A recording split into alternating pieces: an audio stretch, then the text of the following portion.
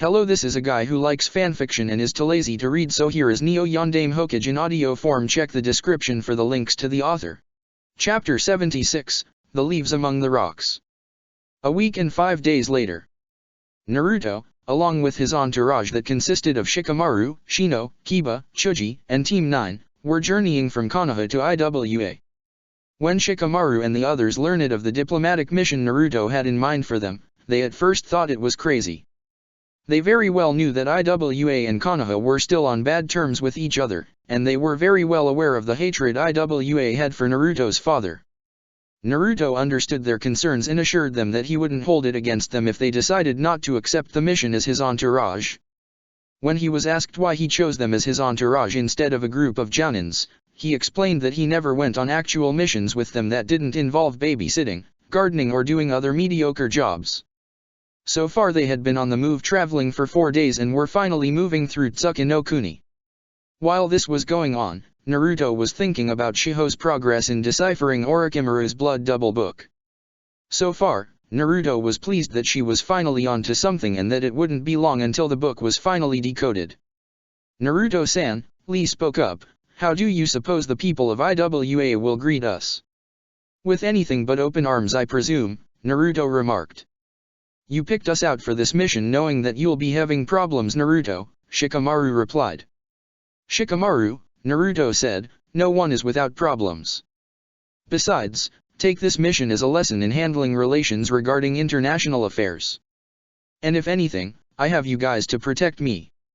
Shino was about to give a comment when. Yes, Naruto-kun, Lee said zealously, with our youthful flames, we'll be the best bodyguards you can count on. Please, Kiba said, if anything, you should be our guardian. Akamaru barked in agreement. I'd have brought Ryota with us, Naruto said, but doing that would have brought for us more trouble than it's worth, considering that Ryota didn't leave Iwa on good terms. She's still in their bingo books as a missing nin, Lee figured. Naruto nodded, with a kill on sight, order against her. Changing the subject, Shino said, Naruto, your speech 9 days ago left us many in our clan most intrigued. Oh, Naruto asked, how so? In some ways we can relate to having foreign life forms existing within our beings, Shino said, though the purposes differ. Naruto knew what Shino was talking about. He took a moment to think back to that day. Flashback, 9 days ago. It was midday in Konoha when Tsunade ordered everyone in Konoha to gather around the Hokage Tower for a most important proclamation that was going to be made. It was an event she, Jiraiya and Hiruzen were hoping would never see the light of day. Even Homura and Koharu didn't approve of the idea, believing that there might be possible backlashes if allowed to happen. But Naruto was hard-headed and pushed forward for the event to take place regardless of the outcome. What do you suppose Tsunade-sama plans to announce to us? One of the villagers asked. My guess is as good as yours, answered Haku. Meanwhile the genins and all of the other ninjas were also gathered together with the various clans in the village. Naruto's girls, better known as Namikaze's 5, were also assembled with the rest of the people of Konoha. Moments later, Tsunade, Hiruzen, Jiraiya and Naruto appeared on top of the cage tower. Tsunade, taking a breath, stepped forward and began the proclamation. People of Konoha, Tsunade started, I called this assembly today because my son, Naruto, has a proclamation he wishes to address to all of you, personally. Everyone was whispering to each other while wondering what Naruto was going to say and why was it so important that all of them had to hear it from his own mouth. Tsunade stepped back, allowing Naruto to take the stage. Stepping forward, Naruto stood before the populace. He took a moment to gaze at everyone before beginning his speech. My fellow villagers, Naruto started, more than 13 years ago my father, Namikaze Minato, our famed Yondaime Hokage, battled the Kyuubi along with the other brave ninjas who battled it. You've all been told that both Yondaime and Kyuubi mysteriously vanished without a trace that very same night and that no one knew what happened or what had become them. Many believed and were led to believe that the Kyuubi was killed once and for all by my father. Well, today I'm here to reveal the truth about what truly happened to both my father and Kyuubi that very night. Not waiting for questions to be shot at him, Naruto pulled out a blank scroll and one of his tri-pronged kunaus. He then continued, before I do, I first like to demonstrate and ask you all this, if I were to take this tri-pronged kunao and seal it into this scroll. Naruto wrote some markings onto the scroll and then sealed the tri-pronged kunao into the scroll. He then showed the villagers the scroll that now possessed the kunao inside it. Did this scroll thus become the very kunao that was sealed into it? Naruto asked. Of course not, one of the Chiyunins yelled, all you did was use the scroll as its container. The scroll is still what it originally is. I mean come on, a genin asked, who doesn't know that? Nothing about that scroll has changed. That's the point I want all of you to understand, Naruto shouted, nothing about this scroll in my hand has changed. It's still the very same scroll it was yesterday and the day before. People of Konohagaku no Sato, I am very much like this scroll in my hand. I am the Jinhiriki of Kyuubi no Yoko. Large gasps of shock and absolute disbelief was heard all around. Some wanted to believe that this was one of Naruto's most ridiculous and preposterous pranks. This can't be. He has to be lying. No human, Naruto explained, can kill a Byakuya. Even my father, Konoha's Yellow Flash, didn't have the power to kill a Byakuya, let alone the strongest of the 9 of them. The only way he was able to defeat it was to seal it away. But Kyuubi was too powerful to be sealed in any inanimate object, and for a full-grown adult to have the creature sealed into himself would be fatal, and most possibly led to Kyuubi's release. My father resorted to using an ancient kinjutsu uji to seal the creature away. But this dark jutsu required both a sacrifice of the user's life and a living human sacrifice, a newborn child. Yondaime couldn't ask any of you with children to do anything he wouldn't have been willing to do with his own child. Therefore, he sacrificed both himself and I in exchange for Kyuubi's imprisonment in my body and this village's safety. My father believed that as the Hokage that it was his responsibility to carry a load that he couldn't put on anyone else's shoulders, and as his son, he felt that it was my responsibility to protect and save Konoha every day by denying Kyuubi's release by becoming its living prison. I've secretly been carrying this burden as the Jinhiriki of Kyuubi no Yoko since the day of my birth. Many times I wanted to reveal this truth of you all, but fear of how all of you would react to me was what held me back from revealing this dark truth. Would you have hated me, shunned me, spat on me, called me a demon and every other vulgar name you can think of? Would any, if not most of you, have said that I was the Kyuubi in a weakened human form? Would all of you have used me as your scapegoat to vent your anger on for what Kyuubi had done in lives of your loved one he took away? Would I have been thrown out of the orphanage at a very young and tender age of 4 or 5 years old if somehow my Kaa-chan was killed? Would I have been chased out of stores and thrown rocks at? Would store owners have overcharged me for what little services they would have begrudgingly given me? Would your children have been pulled away from and told to stay away from me while encouraging them to hate and ignore me? Would my teachers have mistreated and refused to educate me properly? Would I have been bullied and poked fun at for the way others in the village treated me? Would there have been many attempts on my life and safety by those driven by hate, anger, and grief for what Kyuubi had done, and shift the blame on me? Would I have to have spent years crying untold amount of tears while wondering why my life was so bitter with no answer to as to why the few who knew the truth about me and my family line chose to keep me in the dark? Would Konoha be looked at as a village of sheepskin-covered wolves and hypocrites? As harsh as these questions are, these were the very questions that haunted and plagued me. So much so, that I had to find the truth for myself. I gave my life for this village while battling Orochimaru during the invasion of this village not too long ago. But even then there was a lingering doubt as to how all of you would regard me if I were to have died entirely in that battle after the truth about what truly happened to Kyuubi was revealed. So now people of Konoha, you know the truth about what happened to Kyuubi and my father and how I tie into all this. If you can't look at me the same way now as you have before for all these years, because of a burden that was forced on me, well then, I'll just have to prove my existence to all of you by showing the human I truly am and always have been. It's like he's taking a page about Gaara's life's story, Tamari thought. And now I put all of you under the question, am I Kyuubi or its jailer, Naruto?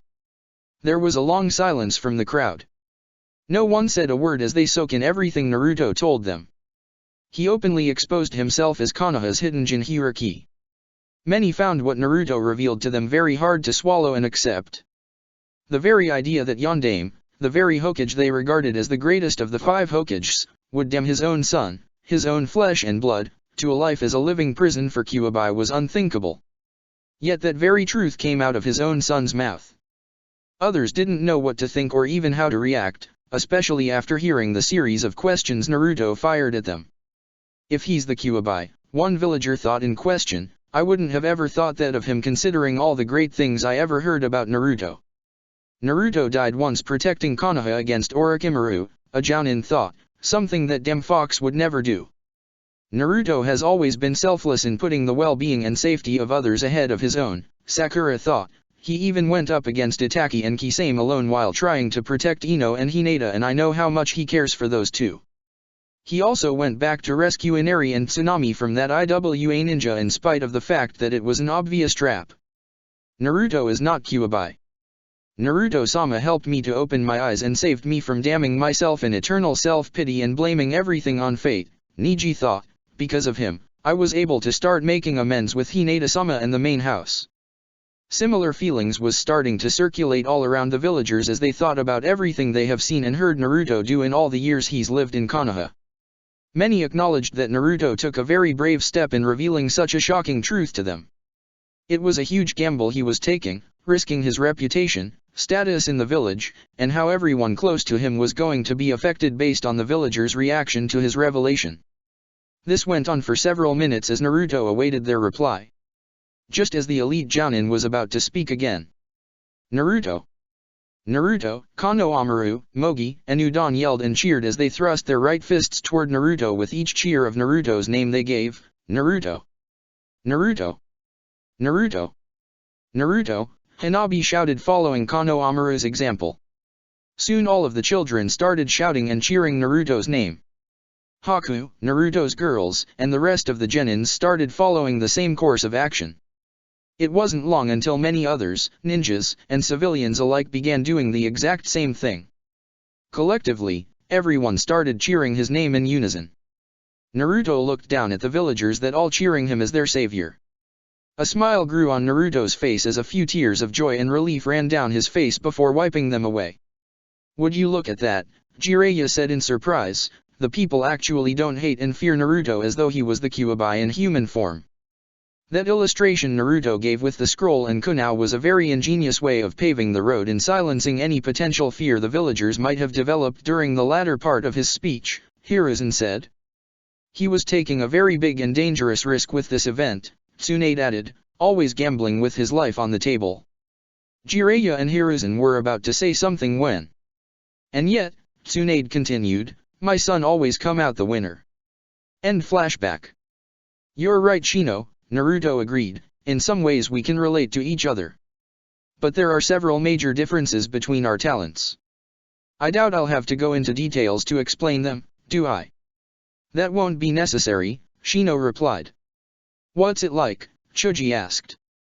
What's what like? Naruto asked. Being a Jinchuriki, Choji clarified, what's the experience like? Now everyone was interested in hearing Naruto's answer. Naruto thought about the question before he gave his response.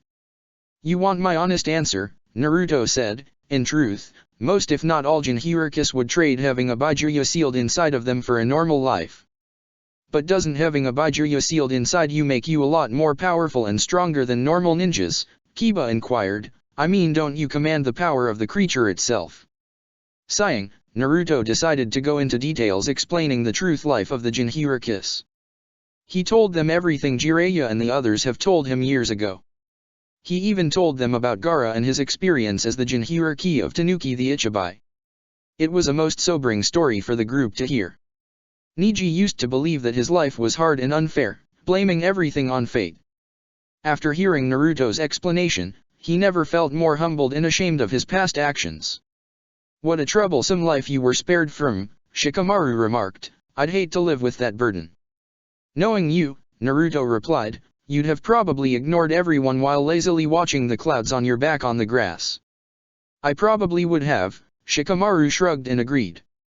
I never would have imagined that people could become that unyouthful for a burden they forced on someone who never had a say on the matter, Lee said. People can be cruel out of ignorance or any other reasons we can think of, Lee, Shino remarked. It's the sad reality of this life. Naruto and the others continued walking when they came across a few posters and fell in front of them.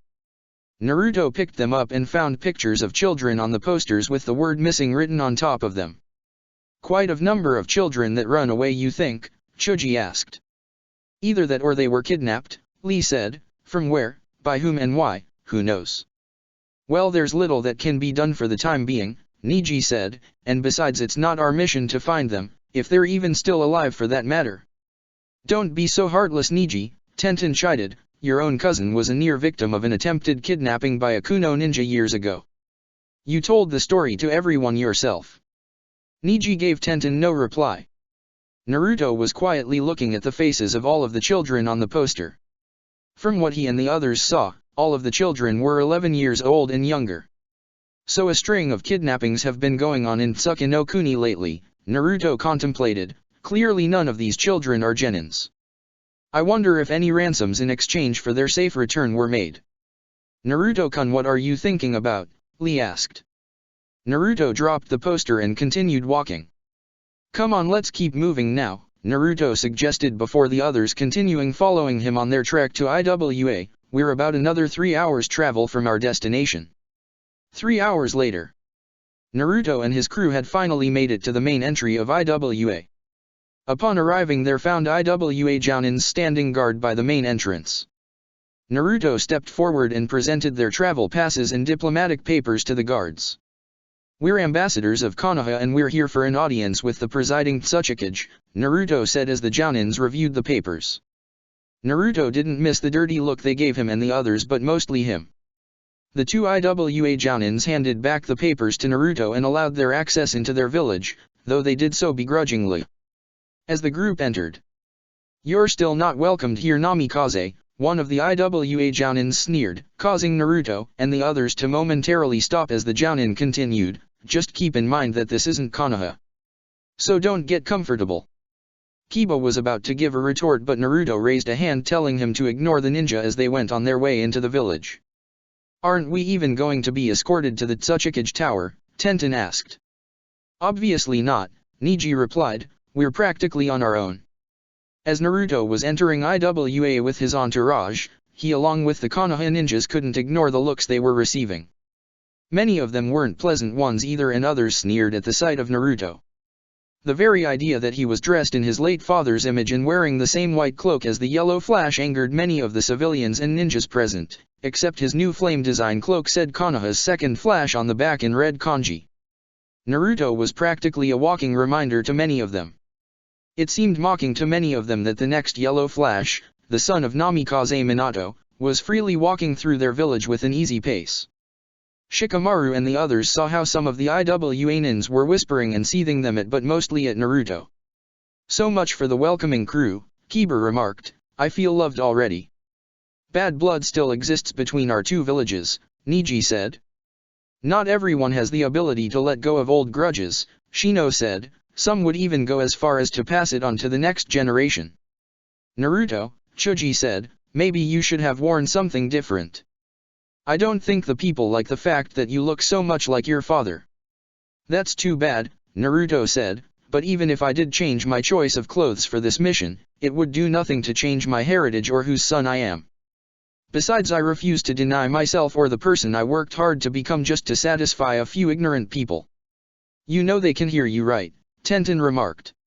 Naruto just shrugged and kept walking. Let them, I want my words to be made very clear to everyone.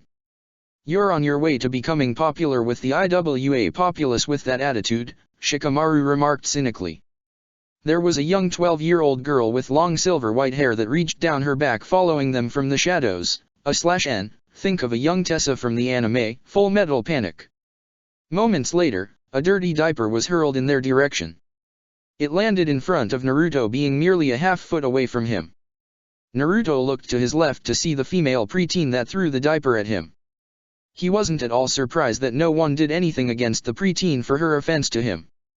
Leaving the group, Naruto walked over to the girl as she backed away from him. Naruto-kun, Lee called out to Naruto, but he didn't reply back as he continued toward the girl. The young female found herself leaning up against the wall with no way to escape from him. Naruto stood before her with his shadow overcasting her. Even though she was clearly shorter than the blonde before her, she still gave him a defiant look despite her fear of what he might do to her. "What's your name, girl?" Naruto asked. "That's none of your business," she shot back. "Konoha trash, like you shouldn't be walking here like you're something special.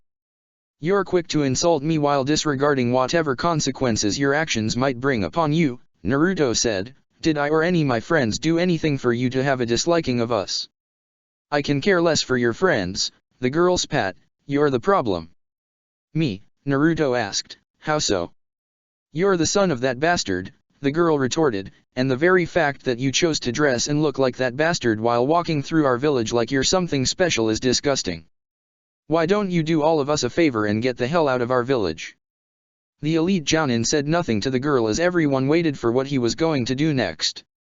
"That girl has no trouble verbally telling Naruto off," Kiba acknowledged. "She even insulted his late father to his face." Despite knowing who he is, Tenten added, she fearlessly spoke her mind openly. "Tenten," Niji said, "don't confuse fearlessness with stupidity." The girl waited to see what the elite Jounin was going to say to her. After what felt an eternity, Naruto turned away from her, looking as though he was going to walk off from her. But a second later, he quickly turned back around and grabbed her head, holding it up against the wall as he quickly pulled out one of his tri-pronged kunaus in one motion. "He's gonna kill me," she mentally screamed in fright as he lunged the kunau to the left side of her head and into the wall. Naruto's eyes were cold and narrowed, which sent a cold chill down her back as she stared directly into his ocean blue eyes. "Naruto," Tenten called out, "what the hell are you doing?" The blonde shinobi gave her no reply as his group and all of the other IWA-nins looked at both him and the girl. Some of the IWA-nins were already whispering about Naruto's actions. Naruto then pulled the kunau away, revealing the black scorpion he impaled and killed with his kunau. He released her head and threw the dead scorpion away before cleaning his kunau and placing it away. He turned again and walked off from the girl. Seconds later. "Tsukiwa," the girl said. Naruto stopped and turned his head to the young girl. "Excuse me," Naruto answered. "My name," the girl said, "is Tsukiwa." "Tsukiwa is it?" Naruto replied before flashing one of his trademark grins. "That's an interesting name." Tsukiwa fought down a blush that appeared on her face. Naruto said nothing further as he continued back toward his group. "Quite a stunt you pulled there, Naruto," Kiba grinned. "I almost thought you'd have that girl piss on herself." "That would be too troublesome for us to deal with," Shikamaru said. "Come on," Naruto said, "let's continue on our merry way to the Tsuchikage Tower." "You'd think by now that they would have provided a means to bring us there," Lee said. "It doesn't matter," Naruto stated, "I know already where to go. That's why I'm not bothered by not having an escort." They figured that Ryota must have told him some information about IWA and how to move around in that village, if they only knew about his travel in the other dimension. "So that's that." The second flash of Konoha, Akatsuka said while gazing down from the roof of a 4-story building, him and two other kunoichis standing on top of. "None other," Tsuchiko confirmed. "Hard to believe that this Naruto wasted Sujiro in one fight," Kuratsuki remarked. "It was extreme overkill that Naruto collapsed an entire mountain on top of him, as your report said. That traitorous asshole had it coming to him, especially after I warned him that taking Naruto on in a fight was suicide." Tsuchiko spat. "Sujiro deceived and used us, and it cost us some of our good comrades and friends. It was Naruto who intervened in order to cease fire. So he's not the new boogeyman many want to make him out as," Kuratsuka said. "Scared he'll appear in your bathroom while you're in your shower," Tsuchiko mocked. "Oh, shut up," Kuratsuki replied as she turned toward the direction the Konoha ninjas were traveling down. "Let's go, we have to make it to the tower before they do." Later. After a long walk, the group finally made it to the tower. The guards allowed them access after showing them their travel papers and IDs. Entering the tower, they were brought to the Tsuchikage office by an escort. Upon entering, they were greeted by a man clearly identified as the presiding Tsuchikage sitting by his desk, and a much older-looking man named Aonaki standing next to him who looked to be having hip pains. "Namikaze Naruto and company," the Tsuchikage greeted, "welcome to Uegaku no Sato. Your travel here wasn't of too much trouble, was it?" "No, but old grudges still exist, I'm afraid," Naruto replied. The Tsuchikage merely nodded. "Most unfortunate." I'm sure, Naruto mentally snorted. Clearing his throat, Naruto said, you must be Tsuchiko-san's uncle. The Tsuchikage and Aonaki had raised eyebrows on hearing that. Yes I am, the Tsuchikage said, so you've heard of my family. Was it from Ryota? Sujiro actually, Naruto corrected, during the false mission he dragged your niece and ninjas into. I give you my sincere apologies for the offense, the Tsuchikage said. Naruto nodded. Well, I'm sure that your travel here has been long and hard, and I'd hate for you and your entourage to be weighed down with diplomatic affairs the day you arrive here. So please, take the rest of the day to relax and we can begin business first thing tomorrow. I've arranged lounging for all of you as special guests within one of our famed hotels. All the expenses there have been taken care of. The door opened again, revealing 3 Jounin's ninjas. Kuratsuke, Akatsuki, Tsuchiko, the Tsuchikage said, please escort our guests to their rooms and make sure that there's no trouble. Yes, Tsuchikage-sama, they replied with a short bow before signaling the Konoha-nins to follow them to the hotel. After they left, Aonaki turned to him. Are you sure about this? Aonaki asked. Quite sure, the Tsuchikage said, IWA may still hold a grudge against Konoha, but we can at least show that we don't desire another war with them. And besides, we don't have the same power to rival Konoha as before. But allowing the son of the late Yellow Flash to roam free in our village will put many of our people on edge, Aonaki said. After the stunt Sujiro pulled under our noses and the war he nearly triggered, the Tsuchikage replied, I'm more concerned about the loyalty and integrity of our own ninjas within these village walls. Aonaki gave no further comment. Meanwhile, Tsuchiko, Naruto said. What is it? Tsuchiko asked. There's been a string of abductions of children in Iwa and Tsuki no Kuni, Naruto replied, going straight to the point. Would you or anyone else have any information about the criminals behind the recent kidnappings? It's our problem, Kuratsuka said, we'll deal with it. So in other words, Shikamaru said, you don't know who's behind the kidnappings. Like I said, Kuratsuki retorted, we'll deal with it. I recall asking Tsuchiko about it, Naruto interjected, not you Kuratsuki. We don't have much on the ones responsible for the recent crimes, Tsuchiko replied, but we're currently working on that. So there's no need for you worry about a matter that doesn't concern you or your friends. Naruto said nothing further. It was clear that he wasn't going to get the information he was looking for from them. All the while the group continued following the 3 Iwa Jounins to the hotel that Tsuchikage booked for them. After 10 minutes of walking. We're being followed, Niji said as he turned to the direction of the person in hiding. Naruto and the other looked to their right and found the same girl from earlier hiding behind a wooden pole. Tsukiwa, Naruto acknowledged. And she's not alone this time, Choji pointed out. Niji nodded to confirm that statement, there are over 4 more with her. What do those brats want this time? Kuratsuka said with a feeling of annoyance. Who are they? Naruto asked with curiosity. Why would that interest you? Kuratsuki asked. I'm sure you won't be in this village long enough to care anyway. Ignoring her, Naruto walked away from the group and went over to the group of children. The group consisted of 2 younger boys, both of whom were 9 years old, and 2 girls who were 8 years old, thus making Tsukiwa the oldest of them. Tsukiwa, Naruto greeted with a warm smile, what do I owe the honor of your presence again? The others wanted to see you after they heard about how you saved me from that scorpion, Tsukiwa said, they wanted to know if you were the real thing. Oh, Naruto replied, and how do you like me so far? Tsukiwa blushed, but snorted, like you? Don't think you're all high and mighty just because of what name you carry. Hey, Kiba retorted, show some respect if you know what's good for you. Where are their parents? Shikamaru asked. They're orphans, Akatsuka said, they live in an orphanage not too far from here. But they're known for causing and getting themselves into trouble. Is that all? Tenten asked. And that girl Tsukiwa is the self-proclaimed leader of the bunch, Akatsuki added, she gives us the most headaches. You guys have quite an interesting life story, Naruto said with a grin. What would you know, Tsukiwa remarked, you're the son of a Kage, therefore you know nothing about what we have to go through in life. Is that right? Naruto replied, well I suppose my status and appearance is a bit too much you and your posse. Perhaps you'll find me more acceptable if I were to empty and bring myself down to your level. What are you talking about? The youngest of the two boys asked. Naruto grinned toothily before bursting into a large blast of white smoke. When the smoke cleared, both groups and the children were met with a sight that made their mouths drop to the ground with widened eyes.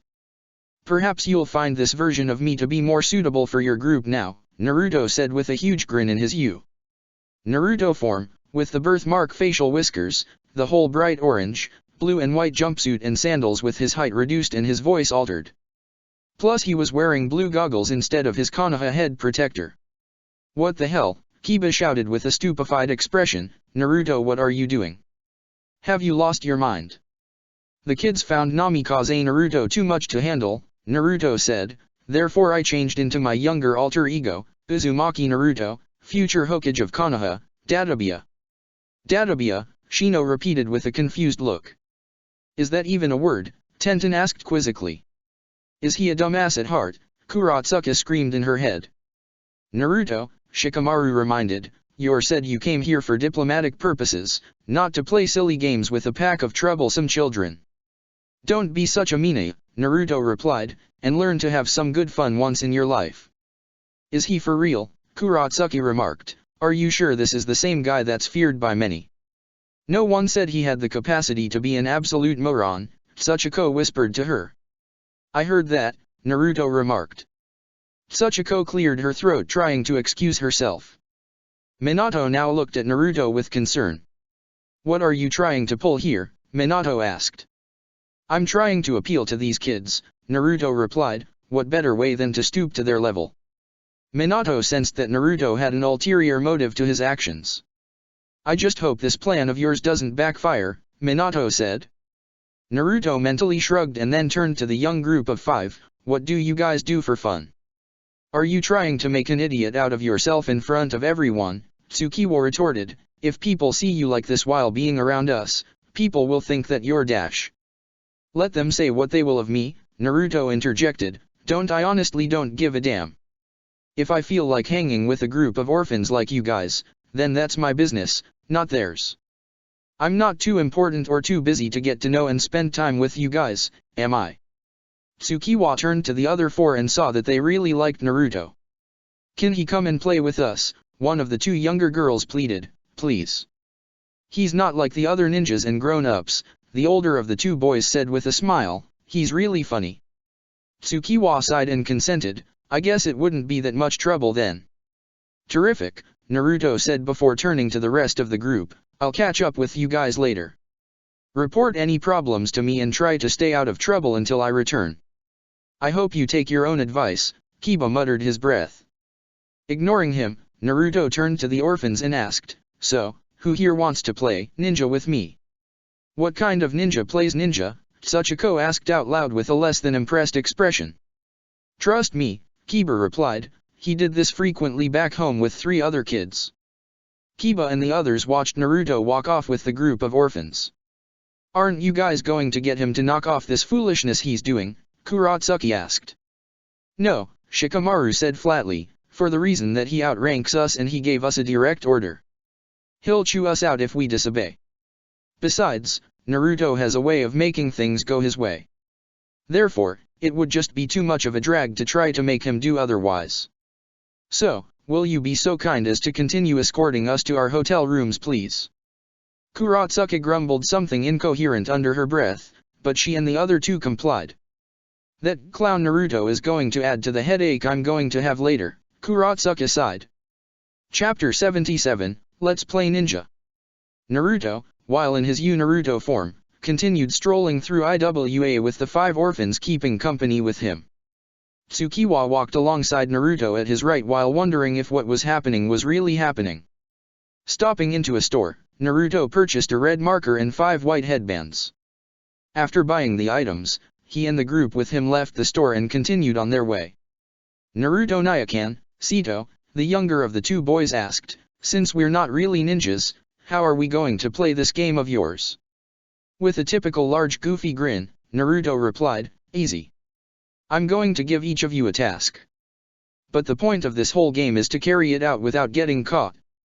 Why, Kaito? The older boy asked. Because if you're caught you're out, Naruto said. As ninjas, you must carry out your mission without being caught by the enemy.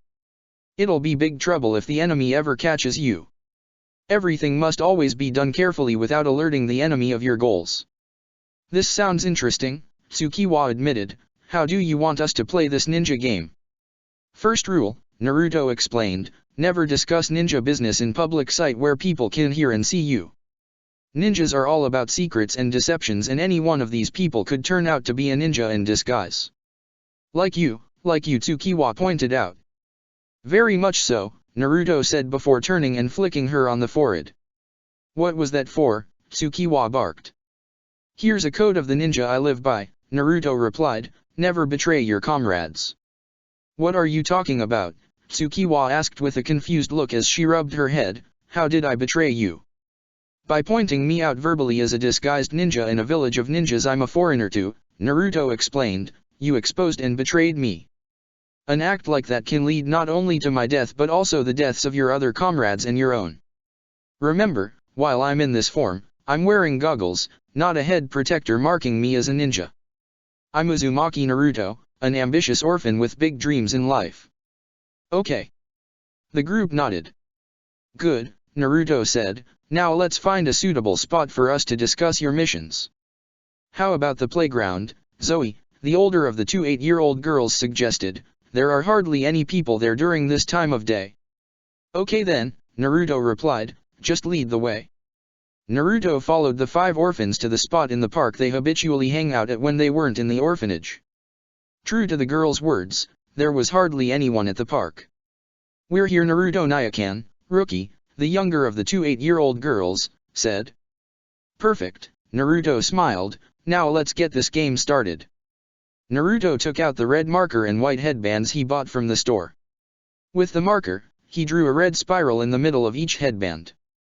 When that was done, he handed each of them a headband. Put these on, Naruto instructed and then explained, these headbands will mark you 5 as a special team of ninjas. You'll make up the Gonin no Uzumaki, the 5 Uzumakis, ... The 5 did as they were instructed and placed the headbands on. What now? Tsukiwa inquired. It's not like we have any ninjutsu to use like real ninjas. Being a ninja isn't based on ninjutsu alone, Naruto explained, there's more to it, especially with this game we're going to play, with real ninjas. Now the 5 of them were both interested. But you have to do this without blowing your cover, Naruto reminded. This sounds fun already, Tsukiwa smiled with a mischievous grin. What's the mission? Zoe asked. Naruto summoned 3 cage bushins and henged them into Tsuchiko, Kuratsuke, and Akatsuki. Alright, here's how we'll play this out, Naruto said before explaining the game to the 5 of them.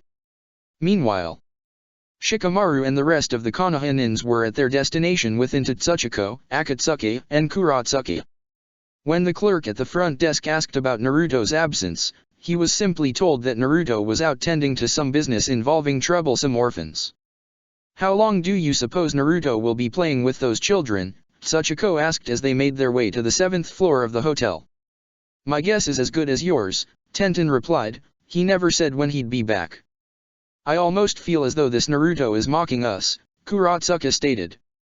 What would move you to make such an unyouthful accusation against Naruto-san? Lee asked indignantly. First off, Tsuchiko started, he boldly walked into our village dressed exactly as the late Yellow Flash while ignoring the fact that he was practically pissing everyone off. I did mention that earlier, Choji spoke up, but Naruto replied that even if he did wear something different, how everyone would have looked at him wouldn't have changed at all because of whose son he is. Plus he wanted everyone to see that he's the second Flash, not the Yellow Flash. What's the difference? Akatsuki remarked, he just copying his father.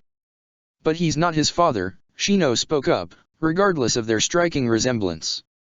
But that's not the only thing, Kuratsuka said. The Konoha group stayed quiet and waited for her next comment.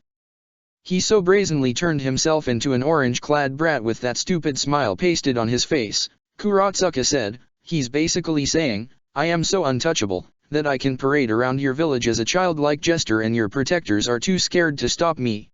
He's either being moronic on purpose or an outright asshole. I wouldn't advise underestimating Naruto, Shikamaru said, like I said before, he has a way of making things go his way.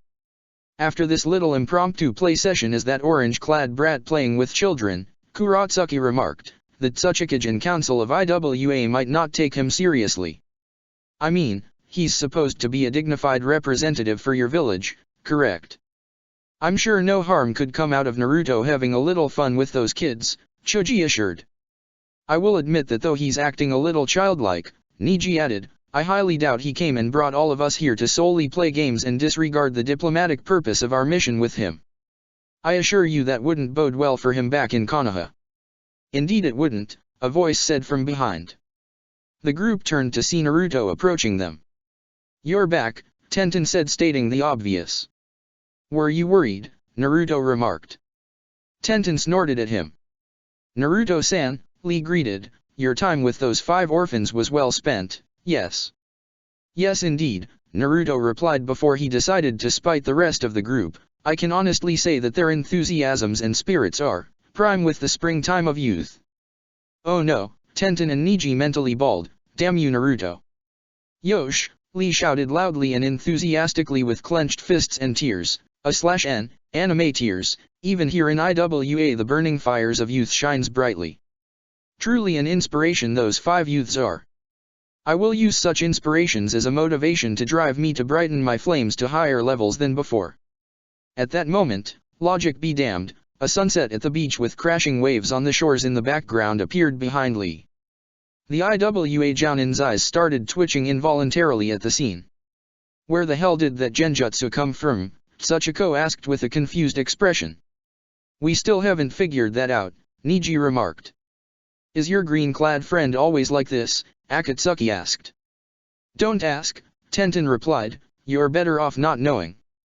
Naruto grinned lowly while watching their expressions. In any case, Naruto said, those kids are really something. They not so bad after you get to know them. Believe me, Kuratsuki replied, many of us already know them and the pranks they're known for. Is that right? Naruto asked, mind filling me in? We can postpone all the diplomatic stuff for later and have some drinks, my treat. How about it? Not to be disrespectful, Akatsuki said, but not many will take a liking to you as you're dressed. Not to be a wise guy, Naruto replied, but has anyone took a liking to me before my coming and arrival in IWA? Point taken, Akatsuki admitted. Naruto, Shikamaru interjected, it's been a long day for all of us and honestly after all the traveling we did, we'd like very much just to take the rest of the day to rest up for tomorrow. Is that what you all truly want to do? Naruto asked the group. Without argument his entourage nodded their heads. Alright then, Naruto consented, consider it done. It has been a long day and a good rest would do some good.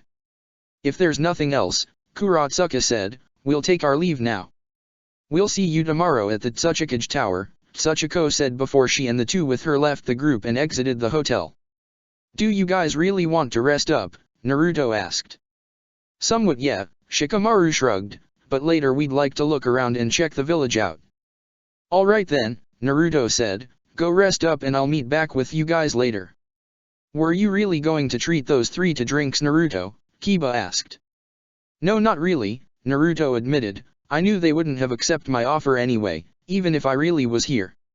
Even if you really, Shikamaru said before understood Naruto's words, wait a minute, you mean to say that you're just a dash? Naruto burst into a cloud of smoke and vanished.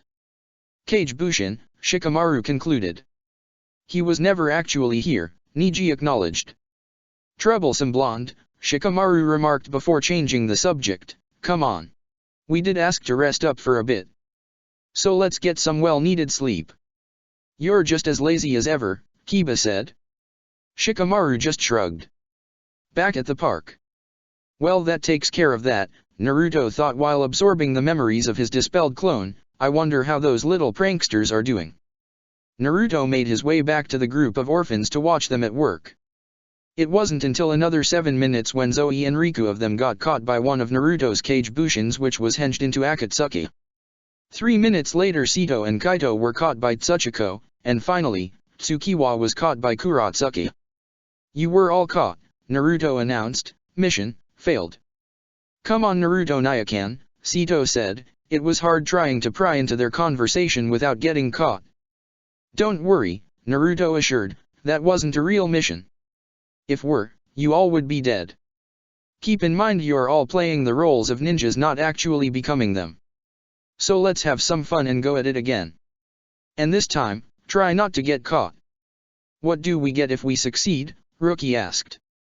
"If you guys win," Naruto said, "I'll buy and reward you guys with." Naruto paused for a moment to think about what they might like to have.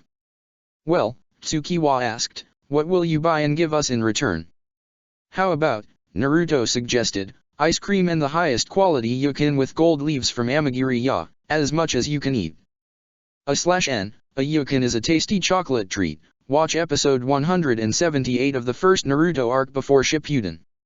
Naruto smiled when he saw the drool from their mouths. "Ice cream?" Zoe asked dreamily. "Chocolate?" Sito asked as though he could already taste the sweets. "As much as we can eat," Kaido asked in high hopes that they weren't being tricked. I think that did the trick to motivate them all the more, Naruto thought before he confirmed his words. "I give you my word. And I never go back on my word. It's my Nindo." "You got it," the Tsukiwa, Zoe, Riku, Kaido, and Sito yelled and cheered simultaneously. "All right then," Naruto ordered, "Gonin no Uzumaki. Let's play ninja." Meanwhile back in Konoha, Ryota was walking alongside Haku as they headed toward the training ground to meet up with Kano Amaru and his two friends. Before Naruto left, Naruto requested both Ryota and Haku to spend time helping Kano Amaru, Udon, and Mogi in developing their elemental affinities. Recalling the three of them, Udon was a fire type, Mogi was an earth type and Kano Amaru was a water type. "I hope Udon doesn't feel too left out," Haku said. "Kano Amaru and Mogi are the only two we can identify our respective affinities with." "I'm sure we'll think of something to give to Udon," Ryota replied. "But neither of us specializes in fire jutsus," Haku pointed out, "and my bloodline limit is the complete opposite of Udon's. Therefore I would be of little to no use to helping him." Ryota saw Haku's point. "Then we have a problem on our hands," Ryota admitted. "I will admit that I never actually learned fire jutsus since I focused on strengthening my earth affinity. I'd be lying if I said I could teach Udon something useful about the fire element." "Perhaps I can help change that a bit," a voice said from behind. The girls turned to see Kakashi approaching them with one of his favorite orange books in hand. "Kakashi-san," Haku greeted. "How long have you been following us?" Ryota asked. "That's an interesting question," Kakashi said, "and while Naruto is away I'm sure my expertise could come in handy in helping the three kids in their elemental training." "You didn't answer my question," Ryota replied. "And you both are kunoichis," Kakashi mocked with his head still in his book. Now both females were getting annoyed. "If you must know," Kakashi said before closing his book, "I'm very knowledgeable in the use of fire jutsu and manipulation. Plus, Naruto requested a favor from me. It was to help you too. And he told me not to be late." While Kakashi was a known pervert, there was no question that he was an expert in elemental training. "If Naruto-san believes you to be a useful asset," Haku said, "then I agree with his words without question." "So he asked you be on time for once, huh?" Ryota said. "No," Kakashi said, "he told me to, as a direct order."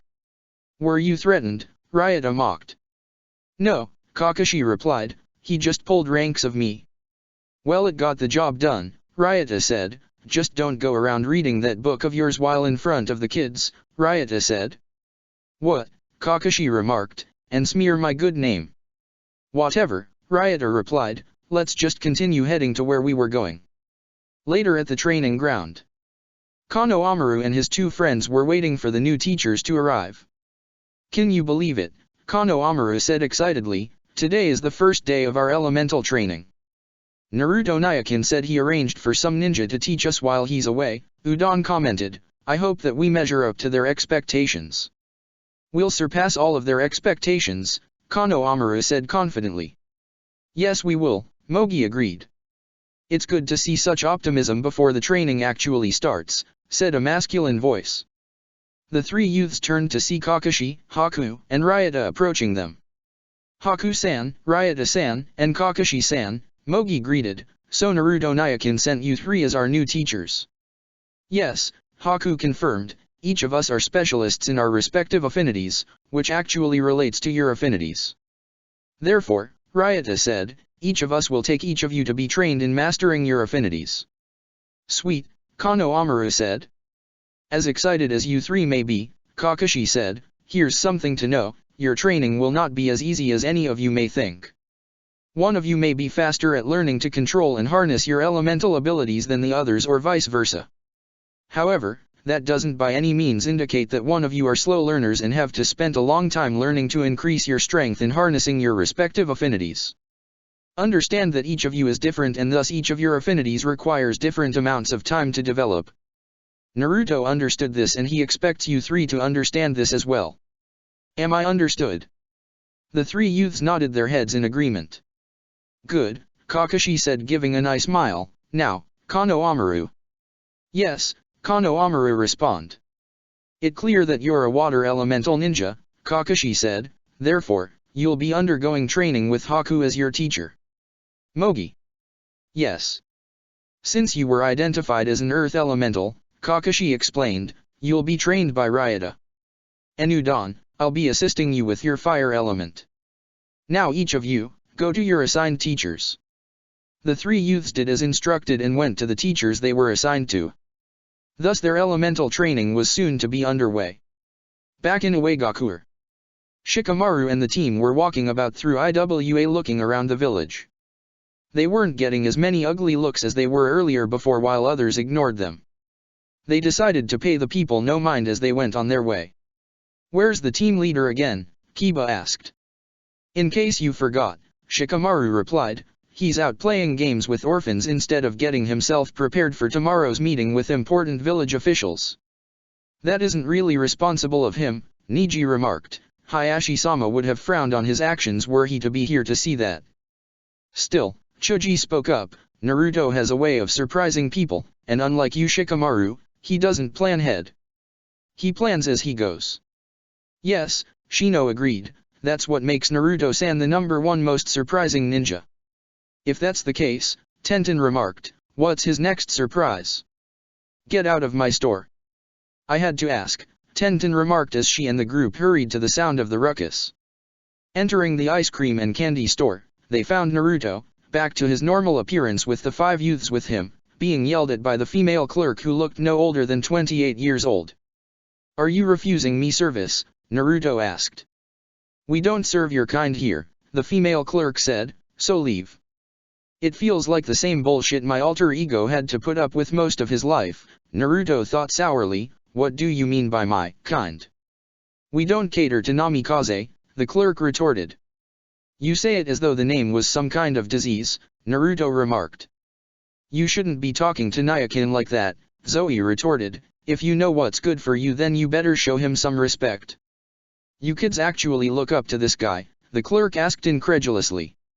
He's the only person who played and spent time with us, Kaito responded. Which is more than what I can say for anyone else from Iwa, Tsukiwa added. Don't be a hypocrite young lady, the older female replied, I saw your display earlier today when Naruto entered our village. You were the foremost one who voiced your indignation and disgust for him even being present in your face. So don't try to judge me girl.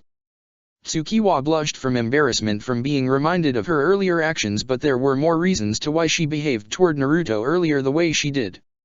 However, she refused to explain herself to the senseless woman in front of her. There's no need for any arguments here, Naruto said calmly, that's not what we're here for. But she was sure asking for it, Tsukiwa muttered under her breath. Anyway, Naruto continued, I'm not buying anything for myself here. I'm treating these youths here from your village to chocolate and ice cream. I promised them I would do just so and I'm a man who hates failing to keep his promises, even ones made to these 5 great kids here. Are saying that you're willing refuse service to your own people, especially innocent children of Iwa who were so looking forward to being serviced with a smile. Shikamaru and the others watched the whole scene from outside but decided not to intervene, seeing that Naruto had the situation under control. The woman held back a sneer but consented. How much ice cream and yukin with gold leaves do these kids want? She asked. As much as they can eat, Naruto smiled, and please turn your frown upside down. The woman huffed but finally decided to service Naruto and the youths with him. I told you Naruto has a way to surprising people, Choji said. Naruto turned to see the other Konohanins entering the ice cream parlor. So you guys finally decided to leave the hotel, Naruto said. We decided to go and find you really, Kiba said, only to see you being torn a new hole. What does that mean? Rookie asked. It's just nonsense, Naruto replied, pay him no mind. Shino took notice of the headbands the 5 youths were wearing. I see that they possess headbands with marker drawings of a spiral, Shino said. That's because the 5 of us together make up the Gonin no Uzumaki, Tsukiwa replied with a grin. Team 9, Shikamaru, Choji and Kiba blinked twice on hearing that while Shino had a raised eyebrow. The Gonin no Uzumaki, Lee repeated, but you guys aren't of Uzumaki descent. Who cares, Sito replied, Nyakin named us after his family and we consider it an honor. We're his ninjas. Somehow I think they took the game, ninja, a little too serious, Kiba remarked. Hey, Naruto replied, don't you dare attempt to dampen the flames of their youth. Not again, Neji and Tenten wailed mentally knowing what was to come next before giving Kiba a dirty look. Shikamaru knew Naruto did that to spite them. Yosh, Lee yelled with fires of enthusiasm in his eyes, I wholeheartedly agree with Naruto-san. Such youthfulness from these 5 should never to dampen. No. They should be encouraged to shine brighter and stronger than before. As senior ninjas, we must set the example to these future warriors so that their flames will always radiate as brightly as the everlasting sun. Weirdo, Tsukiwa remarked. You don't know the half of it, Tenten replied.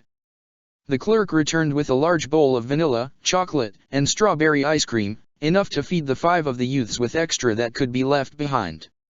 A moment later, she came back with a tray with 20 bars of yukin with gold leaves. The kids cheered as Naruto asked for the bill. When she wrote it out, Naruto saw the bill and found that it fit the purchase. With the way she acted earlier I thought she was going to attempt to overcharge me on purpose, Naruto thought as he pulled out his money and paid for the purchase. Hey Lee, Naruto requested, would you please take these 2 purchases to the table over there? Lee nodded and grabbed the large bowl and tray in each arm. For him, he took it as a way to test his skills and balance while seeing it he needed further training in any area he was lacking in. The 5 youths followed before sitting around the table to pig out on the treats. As Naruto and the others followed the clerk called out, hey, you paid 1/4 more than you bought. Keep it, Naruto said, consider it a tip for your services. The woman was taken aback by Naruto's actions. Thank you, the humbled woman said meekly. You're welcome, Naruto said before he went and took a seat between Tsukiwa and Tenten. Choji looked at the treats greedily while Kiba himself was tempted to dig in. Don't even think about it, Naruto said as though he was reading their minds, these treats are for them, they earned it. Nice way of spending your diplomatic days Naruto-sama, Neji said, shouldn't you be back in your room preparing for tomorrow? I'll worry about that later, Naruto said, I don't need reminders. Besides, these guys gave me a good show. I had to reward their hard work and effort. How much effort could be needed for playing ninja? Kiba asked, it's not like they had to do anything complicated I'm sure. No, Naruto said, but what mattered was that they had fun. Right, guys. Rig GT, the 4 younger youths said with their mouths smeared and stuffed with ice cream and yukan. They could use some table manners, Tenten remarked. You could use a boyfriend, Tsukiwa retorted. Excuse me, Tenten blushed indignantly. Kiba and Choji snickered but quickly quieted when Tenten gave them a death glare. Looks like someone has no romance in her life, Tsukiwa teased, I feel your pain. I beg your pardon, Tenten retorted, and what would you know little girl? I'm not little and you're only older than me by so much, Tsukiwa said, plus, I know that you don't make time for romance in your life. Your attitude shows it. And I doubt you look at any of your teammates here as potential boyfriend material, seeing that none of them are like Naruto. And what's that suppose mean? Kiba replied indignantly. Why am I being pulled into this? Naruto asked. I noticed all of your attitudes from the beginning after I brought my other friends to meet you guys, Tsukiwa explained, Naruto was the only who took a genuine interest in us despite how busy he really is. He didn't allow his work to keep him from getting to know and play with us regardless of how others would have thought or looked at him. He was even polite and stayed polite to that mean clerk in spite of how rude and disrespectful she was toward him. He even gave her a generous tip when he knew she didn't deserve it. Naruto was a gentleman and he went out of his way to be friends with me and the others in spite of my rude behavior from earlier before he saved my life from that scorpion. Failed to hide her blush, Naruto was truly romantic and I find him to be true boyfriend material. The group was silent at that moment. Even Naruto, who was left stupefied. How logical, Shino said. You're actually agreeing with this brat, Kiba asked, she's making us look bad. She did no such thing, Shino said, she only made her opinions clear based on all that she observed from all of our actions today. Maybe we should take a lesson from Naruto, Choji joked. I'll stick with being myself, Kiba said, and besides there's only one girl I'm interested in. You mean Haku, Choji recalled, but you didn't even go on a date with her yet, let alone ask her out. I'm still working on that, Kiba retorted. Troublesome, Shikamaru said in boredom. Look, Naruto spoke up trying to mend matters, every girl has different ideas about what they find romantic in a guy. No one should expect one's ideas about it to be the same as someone else's. I'm certain that Tenten has her own ideas about what she finds romantic in a guy. Am I right? Naruto turned to Tenten hoping that she would back him up. Instead, he found her sitting there quietly as though she was contemplating something. Tenten-san has no answer to defend herself, Rookie pointed out. As she started sulking, Tenten felt like a boulder was on her shoulders with the inscriptions that said, as bad as Shizoan. It must be true then, Zoe said, Tenten-san has no idea at all about what's boyfriend material. At that, Tenten felt like an even bigger boulder was dropped on her shoulders, crushing the previous one with the inscriptions, as bad as Sakura. Alright everyone, knock it off, Naruto said, I don't need us getting into discussions that's intended to put us on the spot. Tenten started it with that comment she made about us needing table manners, Tsukiwa replied, and besides I was just giving my honest opinions about you from the other guys. Someone has a crush, Kaito and Sito teased. I do not, Tsukiwa replied loudly with the blush returning back to her cheeks. It's written all over your face, Sito remarked. Oh, be quiet, Tsukiwa retorted. Yes please, Naruto said, now finished your snacks so we can be on our way. I still have much work to do for tomorrow. You're still going to play ninja with us, right Nyakan? Rookie asked. Of course, Naruto said, how does tomorrow afternoon sound to you guys? The four younger youths cheered. Will you treat us to snacks again tomorrow? Kaito asked. Don't know yet, we'll just have to see, Naruto replied before he turned to the others. Would you guys like to join us tomorrow afternoon for a game of ninja? No thank you, Kiba answered, I prefer to be the real thing over playing pretend. Plus there are some places around here Akamaru and I would like to check out. It would just be too much of a drag trying to mix my work with playing around, Shikamaru said lazily. Also, Niji, Lee and I already discussed some activities we were planning on doing tomorrow after our meeting with the Tsuchikage and the village officials. So we're already booked. I was intending to study and see what kind of insects resides in this village, Shino said, it could be enlightening if I were to learn about them. I'll join you Naruto, Tenten spoke up, catching everyone's attention. You'll what? Niji asked almost as though he heard wrong. I said I'll join Naruto, Tenten repeated. You're really going to participate in playing ninja? Kiba asked incredulously. Since these five here are so eager to play ninja, Tenten replied, I'd like for them to have a taste taking on the real thing. All the better, Naruto smiled, just try to go easy on them. Of course Naruto, Tenten smiled, would I dream of doing otherwise? Something about her smile made the five youths rather nervous.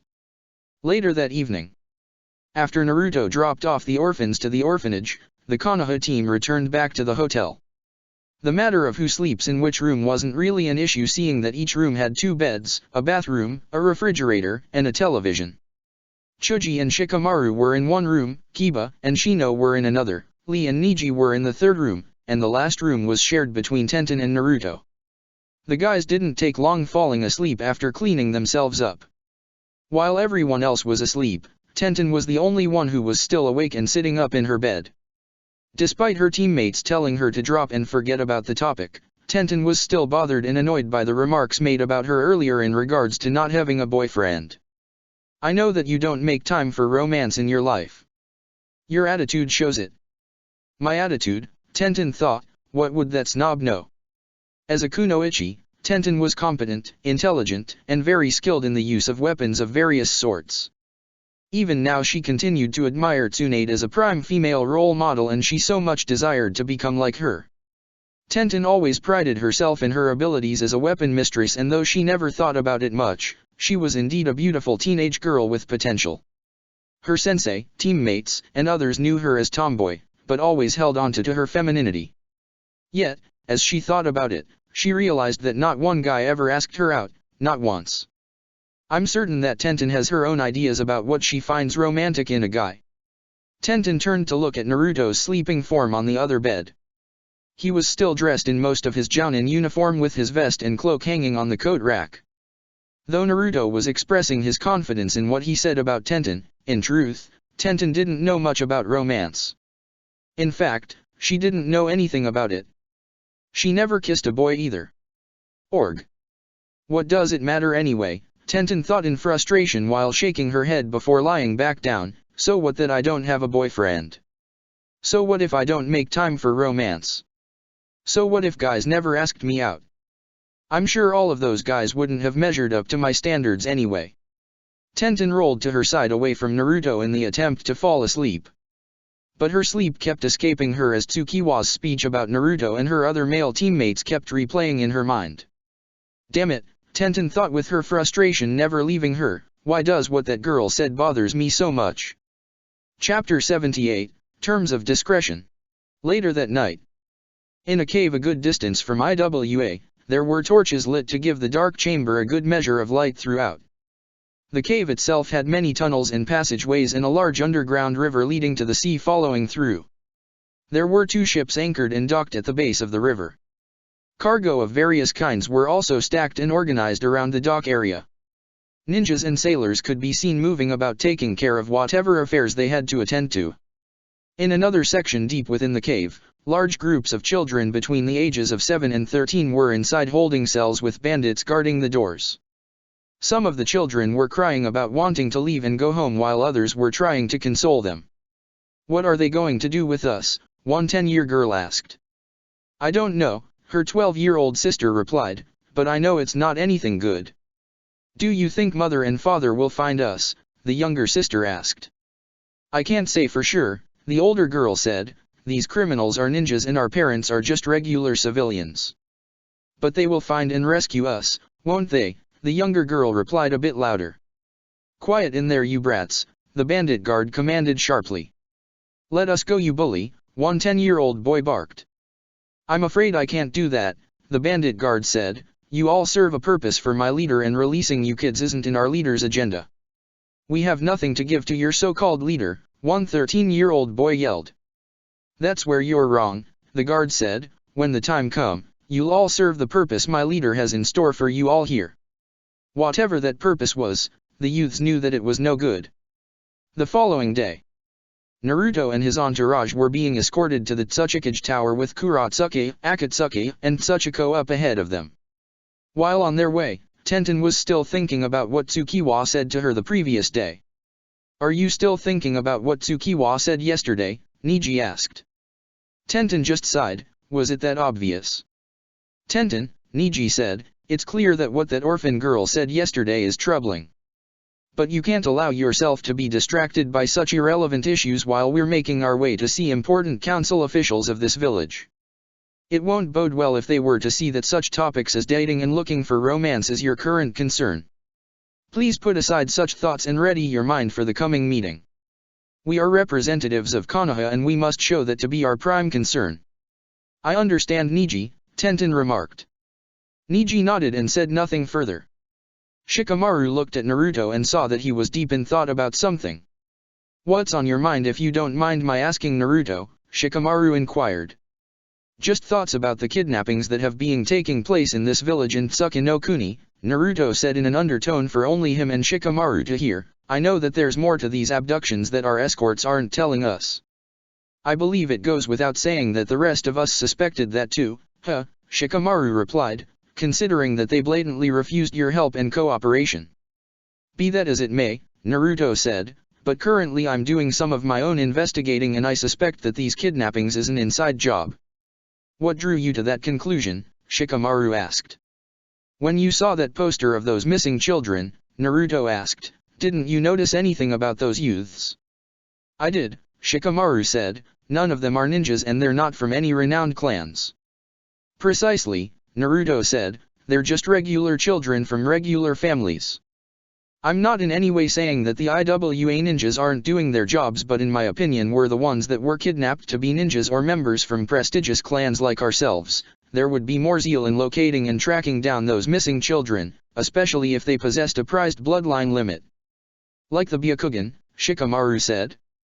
Thus the reason why Hayashi personally killed that Kyumo diplomat in his failed attempt to kidnap Hina-chan years ago, Naruto continued, but these children don't have bloodline limits of any sort and they come from families that undoubtedly don't have much in income, thus these families don't have enough money to hire a special team of ninjas to find and bring back their children.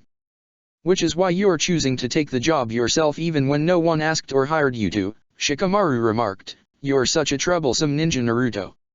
It's in my nature, Naruto replied, it's what I do. Plus, I still have to meet up with the Gonin no Uzumaki after the meetings is over. Tsukiwa and her 4 friends, you mean, Shikamaru deduced, interesting how you're playing the role of the orphan Uzumaki Naruto while with them. You suspect that those 5 orphans will also be kidnapped since they themselves have no families or bloodline limit. No, I'm not suspecting it, Naruto replied, I'm counting on it. Shikamaru simply nodded. What are you guys talking about? Tsuchiko asked. Just trivial stuffs between guys, Naruto remarked. You wouldn't understand. Whatever, Tsuchiko replied, anyway we're approaching the tower. Turning to look at Tenten, Naruto reminded, hey Tenten, you didn't forget about our plans for later, right? Looking back at Naruto, Tenten said, no, I haven't forgotten. In fact I'm rather looking forward to it. I can't believe you're actually going to play ninja with Naruto and those kids, Kiba remarked. What's not to believe these days? Tenten said, those kids want to play ninja so much, so I figure I let them go up against the real thing. Still sore about not having a boyfriend, I see, Kiba snickered and mocked, so you're looking for a way to vent out some of your frustration. One more comment about that and I'll execute Naruto's hidden village of Konoha hidden secret Taijutsu Oji on you with this kunao, Tenten warned with a touch of bloodlust in her tone as she pointed her weapon at the dog user. Kiba gulped and said nothing further. Naruto-kun has a hidden secret Taijutsu Oji, Lee asked excitedly. Senin Goroshi, 1,000 years of death, Tenten grinned, remembering the occasion when spared with Naruto how he told her of one jutsu he never used or taught to anyone in Konoha. However, the former elite genin never told her was on whom the 2 ninjas were that he once used that jutsu on. I was never told about this, Lee said with heightened interest, surely he'll teach this to me too, yes. Naruto started laughing while doing his utmost to try and stifle it.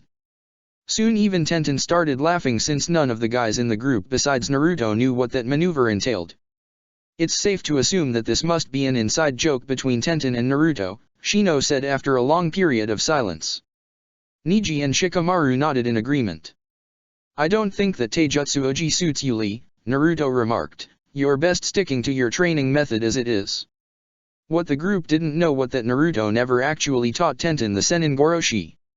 Meanwhile at the orphanage, Tsukiwa and her friends were readying themselves for today's mission that Naruto gave them. As they did in their game of ninja, the 5 of them were going to test themselves and see how far they could get. After having a quick breakfast, the group returned back to their room to gather the rest of their stuff before tying their Uzumaki headbands around their heads as the finishing touch. Ninjas of Uzumaki, Tsukiwa said authoritatively, assemble. The 4 younger youths stood together in attention in front of Tsukiwa. All of you are present and accounted for, Tsukiwa said, excellent. Naruto-sensei left important instructions for us and as his ninjas it's our duty to carry them out. If any of you don't feel up to performing the mission, please step down now. Only silence was the answer she received. I'm happy to see that, Tsukiwa said, as would Naruto-sensei. Now then I'll explain today's mission. Tsukiwa then went on to relate to the four youths the mission Naruto wanted them to perform before he later on meets up with them. Regardless of the challenge the mission was, they willingly accepted. Is everyone ready? Tsukiwa asked. Yes, Zoe, Kaito, Rookie and Sito replied in unison. Gonin no Uzumaki, Tsukiwa said, move out. The five ninjas took to flight and left the room and moments later, the orphanage to carry out their assigned mission. 15 minutes later, at the Tsuchikage Tower. Naruto and his entourage sat in the waiting room of the tower. So far they had been waiting for 8 minutes for their audience with the Tsuchikage and the village council. How much longer do we have to wait here? Kiba asked in boredom. As long as they want us to, I suppose, Shikamaru replied. I'm sure they'll call Naruto-sama and the rest of us in once they deem themselves ready for their meeting with us, Niji added. As if on cue, the door to the meeting chamber opened and an IWA Chiryunin walked from out of the door. Naruto and company, the Chiryunin said, you all may go in. The Tsuchikage council will see you now. Naruto nodded before he and the others rose up from off the sofas and made their way into the meeting chamber. Entering the chamber, the Konoha-nins saw a large smooth marble rectangular table stationed directly in the middle of the room. The Tsuchikage was sitting at the head of table on his leather chair facing them with his advisor Aonaki sitting next to him at his right. Important clan leaders, 3 of the 9 of them females and several other important village officials were sitting at their respective seats around the table with one open seat remaining at the opposite end of where the Tsuchikage sat. That seat was usually reserved for special guests and ambassadors and in this case, it was reserved for Naruto. Tsuchiko was also present inside the chamber but she was seated away from the table and over to the reserved seats to the Tsuchikage's right. Naruto saw how all eyes now fell on him and his group but mostly him. Whatever feelings the people in the meeting chamber carried against his father, Naruto saw that they didn't facially show though with a few of them it reflected on their eyes in how he was being looked at. Naruto-san, the Tsuchikage greeted, it's a pleasure to welcome you here today. Thank you Tsuchikage-sama, Naruto said as he bowed in respects before standing straight up again, with the other Konoha ninjas following his example. Please, the Tsuchikage invited, be seated. Your entourage may sit at the seats at the side. Shikamaru and the others saw several other seats with another table stationed a few feet away from the main larger table. They went over to the table and seats and sat down while Naruto sat at the main table. The meeting will now come to order, the Tsuchikage said. The Council of Uegakuer no Sato is now in session. Joining us today is Namikaze Naruto of Konohagakuer no Sato, who's here on diplomatic business with us concerning recent events regarding our ninjas and my niece Tsuchiko. As all of you were aware, Sujiro plotted to ambush and murder Naruto-san while kidnapping and holding as hostages a family in Nami no Kuni protected by Konoha. While doing this, he deceived my niece and several of our ninjas with falsified documents into believing that that was an S-rank mission I assigned to them. These treasonous offenses committed by Sujiro are the very factors that could lead to another war with Konoha and its allied villages. In order to avoid war, and the loss of ninjas from all sides, negotiations between Konoha and IWA have been established with Naruto-san representing Konoha as its ambassador. The son of the infamous Yellow Flash sitting before us, one female clan leader remarked, I never thought I'd live to see this. Many others back home thought likewise, Naruto replied, in fact, there were others too that were opposed to me even stepping foot in Tsuki no Kuni as they feared for my well-being. So your journeying here personally as Konoha's ambassador was your choice, Aonaki asked, even when you were the one who was targeted by ninjas of our village. It was my idea and purpose, Naruto replied, it was my way of saying that I want the bad history that existed between my late father and your people to die with him and not continue with me. Tsuchiko-san can testify to the truth that I was the one who initiated the ceasefire after learning the truth behind Sujiro's plot. Like you Tsuchikage-sama, my people and I don't want war with your village either. The Tsuchikage nodded in agreement.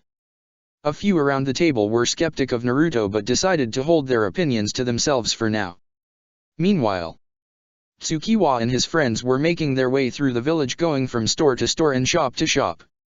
The group divided with Rookie and Zoe being paired with Kaito while Sito was with Tsukiwa. They went interviewing as many people and ninjas as they could, though a few weren't willing to take the time to talk with them. Others decided to humor the wannabe ninjas and answer a couple of their questions. A good number of their questions, though, were rather surprising to the ninjas. When the orphans were asked about who put them up to what they were doing, they replied that their mission is to gather information, not leak it. The ninjas, on hearing that, then took the youths' activities as harmless fun, considering the many in the village already knew who those youths were. 3 hours later, they regrouped at their meeting spot in the park. "How did your mission go so far?" Tsukiwa asked. "We managed to obtain some information," Zoe said. "I just hope you guys can read them, since some were saying more than what we could write down at the pace we were going." Zoe, Ruko, and Kaito handed Tsukiwa the paperwork. She took them and placed them together with the notes she and Sito took down from their interviews. Tsukiwa then placed the notes away in her carrying pouch she had tied around her waist. "Terrific," Tsukiwa said. "We still have some time left for another round." "You kids seem to be enjoying yourselves," a feminine voice said. The group turned to see a female jounin approaching them. She had long black hair and light purple eyes with a sweet smile to match the appearance of her beautiful face and figure. "Who are you?" Kaito asked. "I'm Ni Ketsuki," the woman said. "That's an unusual name," Tsukiwa remarked. "So I've heard," Ketsuki replied. "And who might you five be?" "I'm Tsukiwa. The others with me are Kaito, Sito, Zoe and Rookie. Together we're the Gonin no Uzumaki." "Sounds like you bunch are having fun pretending to be real ninjas," Ketsuki said. "By the way," Tsukiwa said, "we're also taking a survey and we'd like for you to answer a couple of questions if you will. It won't take long. So long the questions don't delve into my private life," Ketsuki said. "No, not at all," Sito answered, "just basic questions for people of your status." Looking at the orphans, Ketsuki saw they were out for some good fun and horse playing. "I see no harm in this," Ketsuki said. "Ask me your questions." Back at the Tsuchikage Tower, Naruto's talk with the council was going well, though he did hit a couple of hard spots here and there. Shikamaru and the others saw how Naruto professionally handled himself and how he dealt with political issues concerning foreign powers. Needless to say, they were most impressed with how he carried himself and how he answered questions addressed to him, and some he respectfully declined in answering. Another added bonus was that Minato was around to guide and help Naruto get around political barriers some clan leaders and officials were trying to put him in, along with answering many of their other questions. It paid having a Hokage sealed inside his body. When it came to the matter regarding the reparations, some of the council members were reluctant in meeting Naruto's demands. The reparations entailed paying 20 million ryos to Tajuna and his family and another 52 million ryos going towards Konoha's treasury. But it didn't end there, as Naruto had one more matter as part of the reparation. "What is your third and final demand in the reparation negotiations?" the Tsuchikage asked patiently. "Just this," Naruto stated. "I want you to remove Ryota from your bingo books as a high A-class missing nin, and that you call off the bounty that was placed on her." "What?" one of the clan leaders exclaimed. "You can't be serious." "I assure you that I'm not joking," Naruto said. "Ryota is part of Konoha now."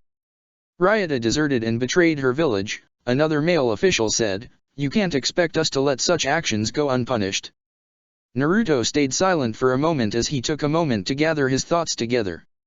Shikamaru, Chuji, Shino, and Kiba watched with heightened interest how a clan leader of their age group dealt with major political and diplomatic matters, especially since they themselves were to be the new leaders of their respective clans. Though Niji, Tenten and Lee weren't heirs themselves, their interest was just the same in seeing how they in the future could tackle challenging diplomatic issues. After another moment, Naruto broke his silence. "Let me make myself very clear," Naruto said respectfully. "The actual penalty that my Hokage wanted to fine Iwa with for the offenses against both me and her was 120 million ryos. I'm the reason why the fine was reduced to 72 million instead. My only request out of this is having Ryota cleared of all charges and removed from your bingo books as a wanted criminal." "Why does Ryota interest you so much?" Aonaki asked. "Because I accepted Ryota into my clan some time ago," Naruto said. "Not as someone who's to live a life in servitude, but as someone who'll help in my extending my clan." "So you're saying that she belongs to you now and not Iwa?" Aonaki implied. some of our people won't take a liking to how one of our own forsook this village for Konoha. Let me remind you all here that it was this village that dispatched and sent her out after me long before the incident with Sujiro," Naruto replied. "That time too I convinced the council of Konoha not to go after this village for that offense against me. And despite the bad past Ryota and I had at the beginning, despite her origins, I still accepted her and stood up for her when others in Konoha gave her a hard time because of her background. In time though, Ryota, who originated from this village, came to be seen and accepted as a citizen of Konohagakure, thus a major step in dissolving the bad blood that exists between our two villages. Ryota belongs to my clan now. She joined my clan out of her own free will. As the Namikaze clan leader, I will consider any outright attack on her from this village as an attack on me and the people of Konoha. Such offenses will birth forth consequences against the offenders. And I'm certain that this feeling is shared by many others sitting around this table who are also clan leaders of this village." The IWA Council saw Naruto's point and found no grounds to argue further. From the way things looked, it was as though Naruto was the one thing that stood between them and Konoha's want for their blood as vengeance. "Your explanations and terms for the negotiations are," the Tsuchikage said, "within reasonable acceptance. I move that the terms for the reparations be carried out. Is there any here who oppose?" There was no reply. "Then it is unanimous," the Tsuchikage said. "The terms for the reparations are to be carried out, effective immediately." The written forms carrying the terms of reparations was signed by the Tsuchikage and Naruto before they both used their respective village insignia stamps on the forms to make the documents official. Both Naruto and the Tsuchikage had signed and sealed copies of the forms. "I now declare this meeting concluded," the Tsuchikage said. Naruto, after placing the forms away, stood up from his seat and gave a deep bow to the Tsuchikage. "Thank you," Naruto said before he stood back up. "If it's not too much to ask for Tsuchikage-sama, I would like for my entourage and I to stay in this village for the next few days." "You all are here as my guests," the Tsuchikage replied. "You're welcome to stay for the remainder of your visit." "Thank you again," Naruto said. The other Konohanins stood up and approached Naruto. "You handled yourself most professionally and in a most dignified manner," Shino remarked, "better than how others might have thought you would have." "It was quite a show, Naruto," Choji added. "I don't think I'd have handled the pressure with such a calm attitude." "Calm?" Naruto replied. "Didn't any one of you see how nervous I was?" "Was that before or after the meeting started?" Shikamaru asked. "Whatever," Naruto said. "Your performance with the council was a true learning experience for all of us," Shino said. "Indeed, we'll use this first-hand lesson as a means in strengthening our own capabilities for diplomacy." "I will admit that I underestimated you again, Naruto-sama," Niji spoke up. "At first I thought that your spending time with those orphans would have proven to be a huge hindrance to our primary objective in coming here. I failed to recall that you're not a Konoha Council member for petty reasons. I forgot my place with you. I apologize." "Don't beat yourself up over that, Niji," Naruto said. "It's not a matter to be too concerned about. So relax. And speaking of spending time, we still have time to spend while we're here in IWA." The group didn't forget what they wanted to do for the day. After leaving the tower, they set out to do what they had wanted to after the meeting was over. In the Tsuchikage office. "That Namikaze youth is a real piece of work," Aonaki remarked. "But I can't help but sense that Naruto has an ulterior motive as to why he desires to stay longer than he and his entourage have to." "I sensed that myself as well," the Tsuchikage admitted, "but besides that, how's the case concerning the kidnappings have been going?" "We only found a couple of leads to go with but still not enough to make any arrest," Aonaki said with regrets before he went on to explain the progress of their ninjas. After 6 minutes, Aonaki was done talking. "Regardless that no arrests were made at this time though," the Tsuchikage said, "what our ninjas found out thus far is a good start. Though more investigating is to be done. If I may speak," Aonaki said, "I suspect that Naruto wanting to stay longer has something to do with finding those lost children." "Yes," the Tsuchikage replied, "my niece did mention to me yesterday that Naruto was keenly interested in the case involving the kidnapped children. My question is why Naruto would be interested in those missing children," Aonaki said. "What is his true objective in this, considering that we never asked him to get involved in this case in the first place?" "I understand your concern," the Tsuchikage replied. "Still, We can't just go and bring him in for interrogations, as that would violate diplomatic relations, especially since Naruto has done nothing incriminating that would merit charges against him. Aonaki remained silent for a moment. But if you believe Naruto to be hiding a secret motive behind his wanting to remain here for the next couple of days, the Tsuchikage said, then at the very least, have Tsuchiko, Kuratsuki and Akatsuki keep tabs on Naruto. And while they're at it, make sure they keep tabs on his entourage as well. Aonaki nodded and turned to leave the office. Unknown to them was that there was a ninja hidden inside the ventilation ducts above in the ceiling inside the office, listening to the entire conversation. When the conversation was said and done, the ninja stealthily vanished and left the scene. Later. I have to say that didn't go so bad, Naruto, Tenten said as she walked beside Naruto, who hinged back into his Uzumaki Naruto counterpart, though I'm surprised you chose for us to stay here longer than planned. There's no hurry for us to leave and return to Konoha, Naruto replied. Even when some of the villagers aren't happy with us being here, Tenten remarked. Grudges die hard, Naruto replied before turning the corner and bumping into someone who was walking in a hurry. Excuse me, the long black-haired and light purple-eyed female Iwa Jounin said. Naruto looked at the woman and saw that she was no older than 25 years old. The woman looked at the disguised elite Jounin and said, "Sorry kid, didn't see you there." "Not a problem," Tenten said, speaking up before Naruto could say anything, "but who you are?" "My name is Ni Ketsuki," Ketsuki said, "and what's your name?" "I'm Tenten," Tenten said. Ketsuki saw the head protector Tenten was wearing. "You're from Konoha," Ketsuki noted, "why are you here?" "I'm here on some business, Tenten, but this annoying orphan brat with me named Uzumaki had caused me some trouble." "Hey," Naruto replied, "don't be insulting me like that, twit." Tenten smacked Naruto upside the back of his head. "You'll address me with respect," Tenten retorted, "you're already in enough trouble as it is." "I'll call you whatever I want," Naruto replied, "it's not like I have parents that will spank me for it anyway." "You're really asking for it, kid," Tenten said. "It's not kid," Naruto said, "the name's Uzumaki." "So you're Uzumaki," Ketsuki said, "would you happen to be the one those 5 kids named themselves after?"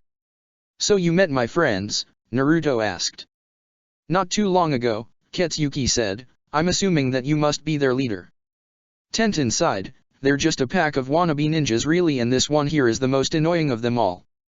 "I see that this Uzumaki kid has caused you some trouble," Ketsuki said, "would you prefer that I take him off your hands so you can be on your way?" "It'll be no trouble at all." "I can handle him," Tenten said, "but thanks." "Oh please," Naruto remarked, "I'm too much man for you to handle alone." Tenten hit him again, "Kid, you lost big time in your set attempt to fight me with fake jutsus." "I was just off my game," Naruto said, "but I'll do great things someday." "You'll see." "Right," Tenten remarked, "keep telling yourself that." "It would really be no trouble for me if I were to take Uzumaki off your hands and bring him to his friends," Ketsuki offered again with a bit more insistence, "I'm certain that they're waiting for him even now." "I'll bring him myself," Tenten said, "but thanks again." Tenten turned to Naruto, "Simon. Let's go so you meet up with your friends." Tenten didn't give Naruto time to react as she grabbed and pulled Naruto by the left arm. Ketsuki looked at the pair as they made their way to their next destination.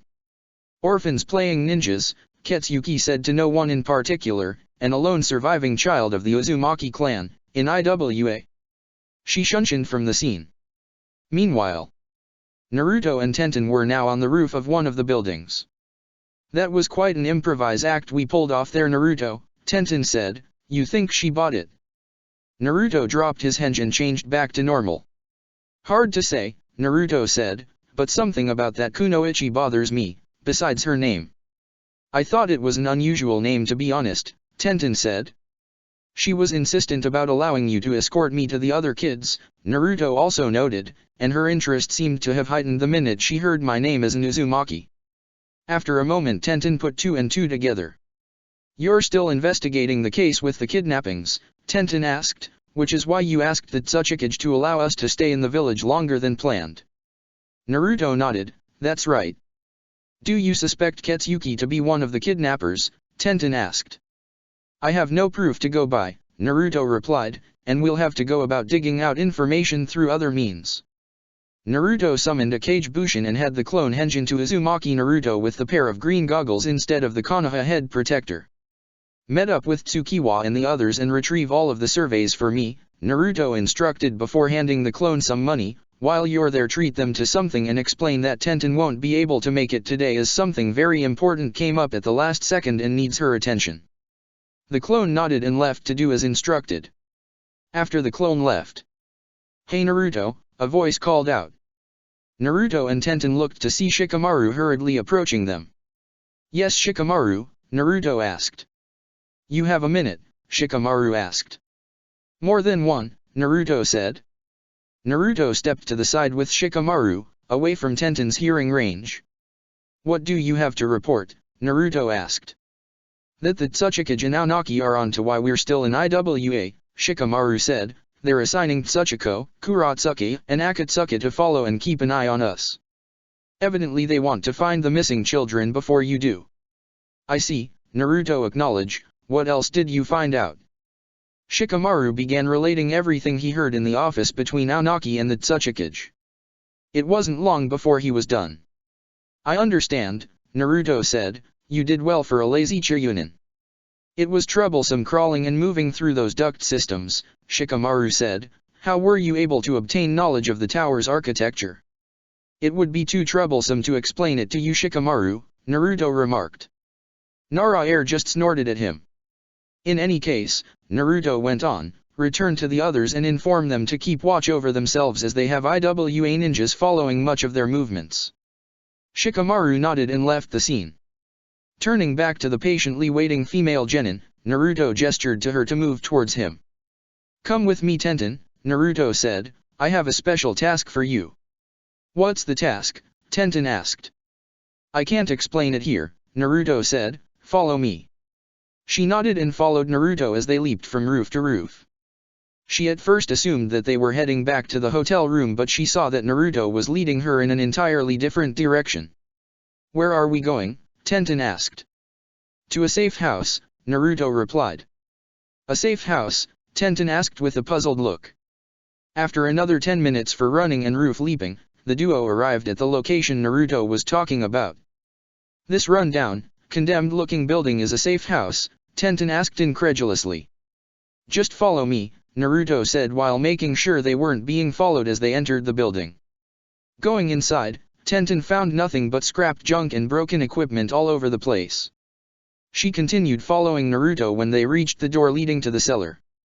Opening the door, the pair went downstairs after closing and locking the door behind them. Tenten wanted to question Naruto further, but she decided against it. Heading to the spot in the cellar he was looking for, Naruto and Tenten stood at what was clearly a brick wall.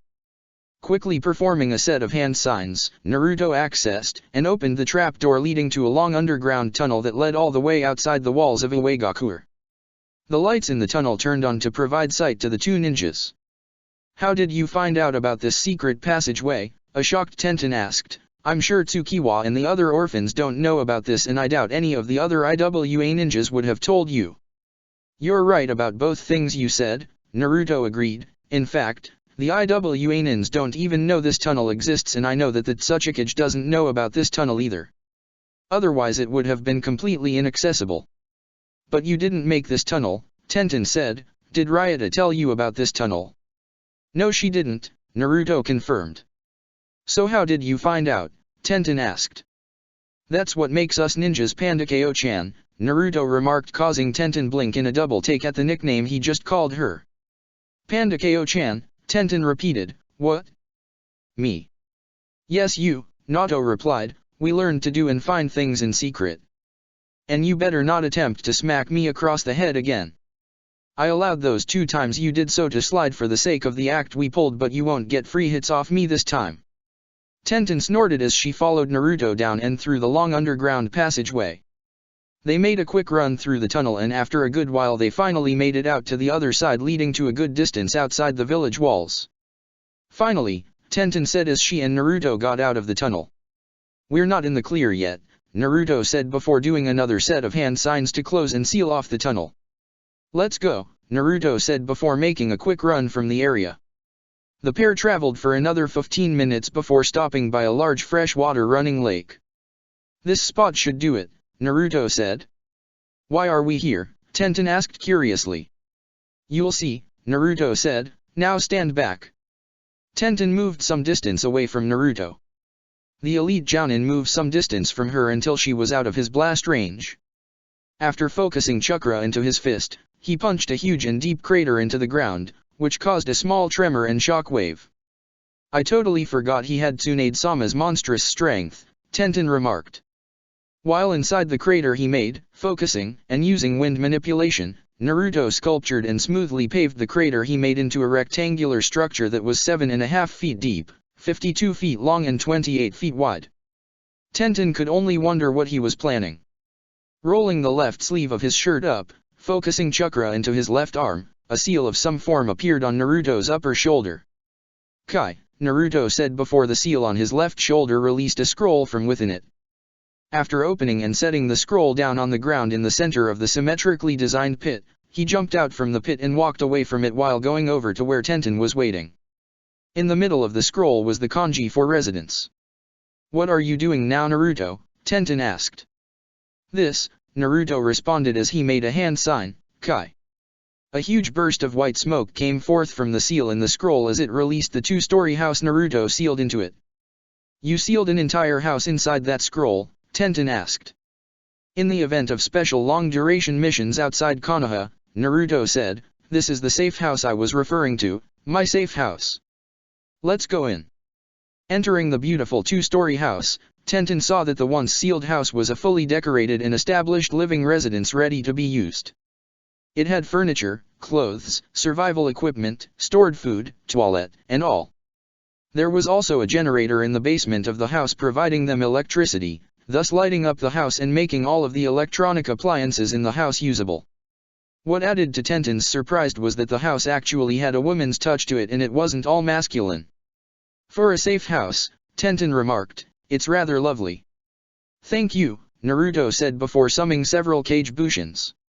He instructed them to set up the house generator and the plumbing system. Tenten then followed Naruto upstairs to one of the guest rooms. They entered the room with Naruto in the middle of the guest room. "What's this all about, Naruto?" Tenten asked. "Tenten," Naruto said, "I have a special assignment for you, but your other teammates won't know about it unless absolutely necessary." "Really?" Tenten asked with interest. "However," Naruto said, "before I explain this mission you must first agree to carry it out. This isn't a mission I can assign to any of the other male teammates. You're the only one who can pull this off successfully.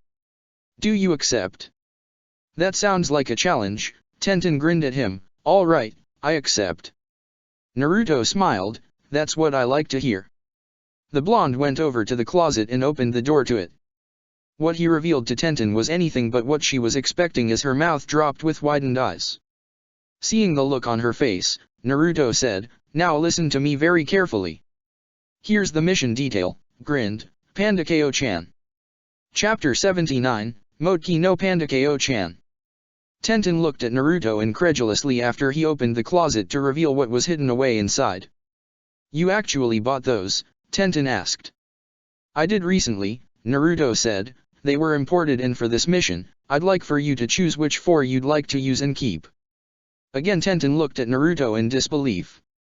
"You can't be serious," Tenten remarked. "Just by looking at the quality of the material is enough to confirm that they must be expensive, and yet you're going to let me have 4 of them for free." "The cost doesn't concern me," Naruto replied, "and besides I can't personally use them." "But why did you buy them in the first place and then sealed them away with this house?" Tenten asked. "In the event of special events when I have female partners or subordinates that are in need of suitable attire for the occasions," Naruto said, "it's best to always come prepared." "You really are the #1 most surprising ninja, Naruto," Tenten replied. "I've been told that many times by many people," Naruto said. "Now please, pick out which 4 of these dresses and sandals you'd like to have. Though they're for the mission, you can also think of them as gifts to you." What Tenten was looking at weren't just any kind of clothes. They were high-quality Chinese dresses, gowns, and ornaments, all of which were beautifully designed and tailored. Added to this, Tenten knew her favorite kind of clothes were Chinese styles, and it was clear that Naruto knew this also. To be honest, Naruto, Tenten said a bit teasingly, I would have been led to believe that you actually bought these imported dresses and accessories for me and that you're using the mission as a cover-up for giving them to me. What if I am? Naruto shrugged. Would you have me change my mind and give you something of lesser worth and quality? No, Tenten said hurriedly after shaking her head with hands raised and shaking along with her reply. I'm grateful and all, really I am. I just don't know what kind of mission involves me wearing these beautiful clothes. There's no special event happening in IWA with important dignitaries that we know of. That was when Naruto's smile grew. No, there's no such event, Naruto said, but this secret mission won't be an easy one, Panda Ko-chan, and seeing that you already accepted it, I expect you to carry it out, as the enticing and lovely young girl that you are. Tenten was blushing hotly. No guy has ever called her enticing or lovely, and actually meant it. Do you really think I'm, Tenten asked shyly, much to her own surprise, enticing and lovely? I wouldn't lie to you about your inner character, Tenten, Naruto replied, but getting back to the matter at hand, your new codename will be Motoki no Panda Ko-chan. Why that name? Tenten asked curiously. You're going to be a seductress, Naruto answered. You want me to be what? Tenten shouted, believing she heard wrong. A sexy seductress, Naruto said. Shikamaru gave me some inside information about what the IWA ninjas refused to give me in regards to the kidnappings. From what he found out, it's rumored that some of these believed kidnappers spend some of their free time at the red light district in bars, clubs, and brothels. Your assignment is to infiltrate one of these places as worker girl there and find out what you can. You don't actually expect me to sleep with any of those guys there, do you? Tenten exclaimed. I don't want you to do that, Naruto said. You're going in as a seductress, not a call girl. I want you to entice these men into believing that you're there to carry out their sexual fantasies while digging out whatever information about the missing children you can find. But why do I have to do this mission? Tenten asked. Couldn't there be anyone else for the task? You have that Warwick no Jutsu and you use that effectively against Jiraiya-sama and other perverts like him. That's because not all male ninjas are like Arrow-jisen, Naruto explained, thus they won't fall for my transformation. Plus, even if I were to use Warwick no Jutsu, I can't change the fact that I still put off a masculine smell. My cover would be blown easily. I certainly can't see Shikamaru or the other guys doing this mission either, even if they were to be seducers for the females culprits that might be involved in this. Why would you say that? Tenten asked. For starters, Naruto explained, Shikamaru would be too busy trying to come up with a series of tactical methods of seduction before he finds the whole thing troublesome. Kiba would just be distracted by all of the attractive females before passing out of nasal blood loss, and he still has trouble trying to hook up with Haku despite the bit of help I gave him. Shino would be looking through logic to seduce his female targets. Lee wouldn't agree to it because to him it would be too unyouthful. And even if he did agree to it, he'd be shouting expressions of using the flames of his youth to work hard as a seducer before running 300 laps around IWA to do so. Chuji has confident issues when it comes to girls. And with regards to Niji I don't see someone like Niji doing that either, Tenten abruptly cut in. I see your point, Naruto, but what makes you so confident that I can pull this off? Because I know there's a side of you that you want to express and show off to all of the guys, Naruto explained with the smile never leaving his face. I can see that you want everyone see you as more than just another tomboyish kunoichi of Konoha. You want to be acknowledged by the opposite gender as a woman. But I don't want that from thugs and criminals, Tenten argued.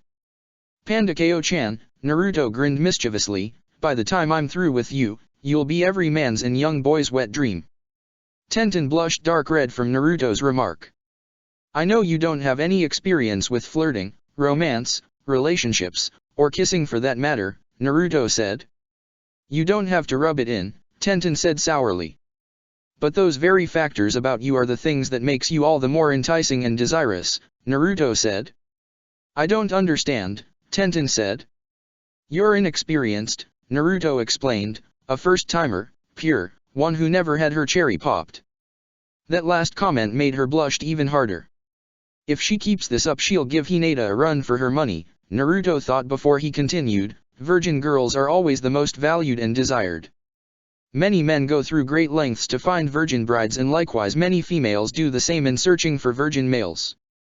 Are you still a virgin? Tenten asked. Naruto cleared her throat. Not important. That answers my question, Tenten remarked. Excuse me, Naruto retorted. Earning Naruto's attention, Tenten explained, a few weeks ago, your 5 girlfriends were seen leaving a popular lingerie store with items they bought from there. It was one of the biggest gossips in Konoha among the female populace. It was rumored that Hinata, Ino, and the other 3 all had ulterior motives for buying clothes from that store, as they had more than just wearing them in private in mind. Where are you getting it? Naruto asked. Did anything happen? Tenten asked boldly. Did they wear those clothes in the attempt to be seductresses and enticing you to let them have their way with you? Naruto couldn't believe how Tenten suddenly turned the table on him and boldly asked him questions about his private life that many others would have found inappropriate. Let me find out that guy's youthful student has dirty thoughts, Naruto teased. Oh please Naruto, Tenten remarked, you think guys are the only ones that think and talk about that stuff? Girls do so also, except we're more discreet about it. So tell me, is there truth behind the rumors? Did anything sexual happen between you and the girls? Naruto stood there looking at Tenten with a calculative look. Before long, Naruto gave his reply. You want the truth confirmed from the horse's mouth, I see, Naruto said. Alright then, here's what happened. Naruto appeared behind Tenten faster than she could blink. Without warning, Naruto grabbed four of her hearts by the wrists and held them up in the air above her head before hitting a few pressure points in her back. That left both her arms and legs immobile, and her entirely at Naruto's mercy. What the hell? Tenten exclaimed in surprise before Naruto caressed her face from behind. With Anko-chan, Naruto said huskily before he turned Tenten around to face him while holding her up in the same position, she had a spirit very much like yours, very intelligent, sexy, strong-willed, independent, and ambitious. Yes, she was a real piece of work, a true femme fatale. She believed that she had what it took to seduce and have her way with me as her personal plaything. For many men, that would have worked, but I wasn't one of such men, as I placed her in a position very much like the one you're in now. Yet despite that, she was stubborn and refused to acknowledge whom she belonged to, with a more sensual tone, and that I had the ability to wield her wild spirit and soul to my molding. Seeing that was the case, I saw that I had to persuade her into accepting me as her only molder and wielder, not by force, but by influential deeds. What did you do? Tenten asked, surprising herself for even asking despite the situation she was in. Naruto pulled out his kunai and ran it down her face before reaching her shirt. From the look on his face, Tenten thought that Naruto was going to use it to slice her shirt open. I removed her clothes piece by piece until she is openly exposed to me, Naruto said as he ran the kunai down her shirt. Still she was stubborn and defiant to accepting my molding and guidance. Such a wild and loose spirit like hers was in need of discipline. Discipline, Tenten repeated. That's right, Naruto said, but not the kind you get from parents or teachers, no. Naruto then turned Tenten around and moved with her until she was facing and up against the wall with him standing close behind her after putting his kunai away. He moved his lips to her right ear and whispered sensually, it was a lover's discipline, a hot one in fact, one that entailed a few spankings among other things. You're not planning on doing that to me, are you? Tenten asked. No, Naruto said, I don't intend to do so, not unless you want me to. Do you want to be molded and wielded by me, Panda Ko-chan? Do you think it'll be an experience unlike any other? Your girls will get angry when they find of what you were doing to me, Tenten said with uncertainty in her voice. Aren't you afraid of how they might react or what they might do? Naruto, while keep his left arm up and holding Tenten up, used his right and wrapped it around her waist and pulled her to him with her back pressed against his chest. You're the one who sounds afraid, Naruto teased in a low tone, before he retrieved his tri-pronged kunai and used it to slice off the top button to her shirt, opening the top portion of it, thus exposing part of her bra. She gasped in surprise by Naruto's sudden actions before he ran the cold blades of the three-headed kunai slowly down her face and down toward her breasts. Tenten felt her heart racing and beating hard as her nervousness increased with each breath she took. Tell me, weapon mistress, Naruto asked lowly, are you afraid? No, Tenten answered with her voice betraying her. You lie, Naruto said with the some tone, it's okay to admit that you're afraid. After all, many kunoichis fear finding themselves in situations like this, being helpless, defenseless and at the captor's mercy, in your case. Naruto paused as he moved his kunao down past her breasts to the top toward her waist. Tenten looked down to see where the kunao was and blushed seeing that the middle blade was resting under the button helping to keep her pants close. That only served to make her even more nervous as her body trembled against Naruto's. At my mercy, Naruto finished. Tenten gulped as her breathing starting becoming slightly more audible to Naruto's ears. I won't hurt you Pandakeo-chan, Naruto assured, though you're thinking about the other girl's possible reactions however, surprisingly, you gave no thought to the possibilities of the guys finding out about this. Naruto took a sniff of her body as he moved his nose from her hair down to her neck. Tenten felt a jolt rush through her body. I can smell your fear Pandakeo-chan, Naruto said lowly with the heat of his breath brushing against Tenten's skin, yet I can also smell your exhilaration. Does the very thought of what I'm doing to you and the chances of us getting caught by my girls excite you? Does it set your soul on fire? Tenten couldn't explain what she was experiencing yet in spite of that it felt rather good. With a huskily tone, he continued, you're so pure, inexperienced, and have so much to learn. It can be done with my guidance if you allow your spirit and soul to be molded by my power. Do you believe any of the other guys can teach you? No, Tenten replied after a long pause. Will you allow me to mold and wield you? Naruto asked. Yes, Tenten said unconsciously. That's what I like to hear, Naruto said. Removing his tri-prong kunao from her pants, Naruto put it away and then hit a few pressure points on her back, returning the use of her arms and legs. He then released his hold on her arms, allowing her to stand on her own 2 feet. I can move again, Tenten realized. You'll be able to do more than that soon Pandakeo-chan, Naruto remarked, and from where it stands, you completely succumbed to my seduction. What? Tenten replied cluelessly. Each us are enticed and lure in different ways, Naruto said, as a seductress, you must be able to find out what lures and turn men on and use it to your advantage against them. Now, pick out, and change into one of these clothes. Looking at one of the dresses, Tenten saw one of the 4 she definitely wanted. It was form-fitting red silk Cheongsam Chinese dress with a golden dragon design around it and also gold design petals around the dress also. Taking that dress out with the matching red shoes and folding fan, Tenten it down before picking and taking out the other 3. Good, Naruto said, now that you have your new dresses, I'll give you time to shower, clean and dress yourself up with one of those dresses before I begin your new training. Training? Tenten asked. Yes, Naruto confirmed as he headed for the door. I'm going to train you Tenten. I'm going to take your burning youth and use it to mold you into a flaming seductress filled with the springtime of youth. When Naruto left and closed the door, Tenten burst out laughing at how Naruto twisted and perverted guys' talks and expressions of burning youth. Meanwhile back in IWA, Niji, Lee, Chuji, and Shikamaru were walking together through the village heading to meet up with Shino and Kiba, both of whom were doing their own thing separately. Did Naruto-sama say when he and Tenten would return? Niji asked. No, Shikamaru said, he and Tenten went off to take care of something, whatever that was. Maybe we can find him with those orphan kids, Chuji suggested, he did say that he and Tenten were going to be playing ninja with those kids. I admit I find it hard to imagine Tenten engaging in such a childish activity, Niji remarked, it just seems out of character. Well she's your teammate Niji, Shikamaru replied, after all the time you spent with her and Lee, I figured that you see that there's more to your female teammate than she lets on. Tenten is a smart, skilled, and dependable ninja, Niji said, her training and time spent with Lee, Guy-sensei, and myself have benefited her in many ways in carrying out her role as one of Konoha's most promising shinobis. We work together just fine as a single unit and team.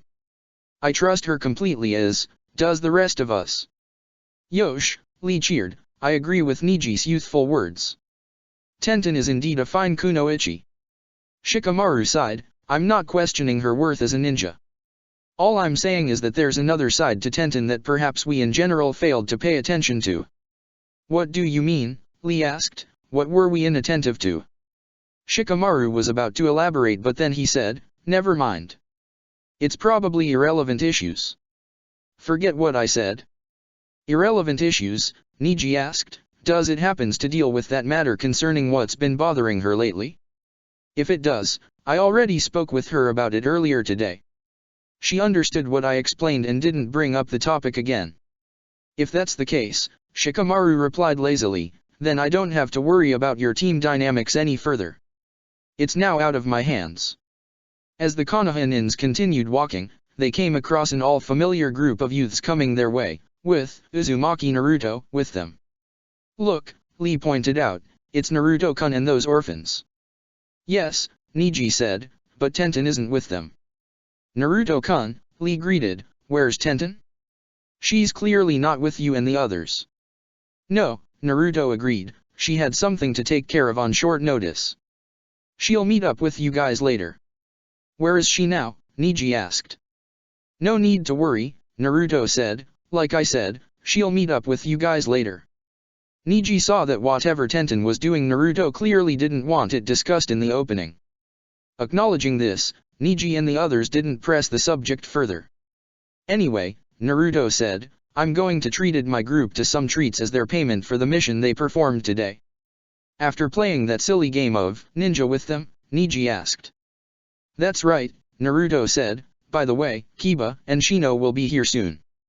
I ran into them earlier and informed them to meet up with you all through the hotel room window, looking northeast of the park. You'll find them there waiting for you guys there. Naruto-sensei, Tsukiwa asked, can we go now? Yes, Naruto said before he and the other youths with him started walking again, see you guys later. As Naruto and the other walked away, Choji said, we might as well return back the hotel room. It'll be quite a walk if we don't start now. Niji looked up and saw a short glimpse of a shadow moved away from the roof. Byakugan, Niji said as he activated his bloodline limit. His heightened sight came to see three IWA ninjas hurriedly making their way from where he and his friends were staying. We were being watched and listened to, Niji said. By Tsuchiko and her two friends I assume, Shikamaru figured. It was them, Niji confirmed, they're heading in the direction of our hotel room. Terrific, Choji remarked cynically, that's where Kiba and Shino are waiting for us. No they're not, Shikamaru said. Say what? Lee replied. Come on we're heading for the park, Shikamaru said. Why? Choji asked. Because that's where they are, Shikamaru said. Naruto's message was encrypted. In the room I slept in with Choji, our window view points northeast toward the direction of the park at the far end of the village. Naruto never said that Shino and Kiba were actually waiting in our room, only through the room's window view with the park's locality in range. Naruto knew we were going to be watched and spied on, Niji realized, so he encoded his message and sent our followers on a wild goose chase. If that's the case, Choji said, let's hurry and go before the IWA ninjas find out that they've been duped. Agreeing, the boys hurried to the park and meet up with their two comrades. Back at the safe house. I can't believe he wants me to be a seductress, Tenten said to herself while in the showers after the water system went online, I wonder if I can even pull it off. While that was on her mind, she then recalled the stunt Naruto pulled on her not too long ago. She still found it hard to believe that Naruto did what he did without thinking twice about it. But what really bothered her was when Naruto unashamedly told her that he completely seduced her. She replayed the incident in her mind trying to see how and when it happened.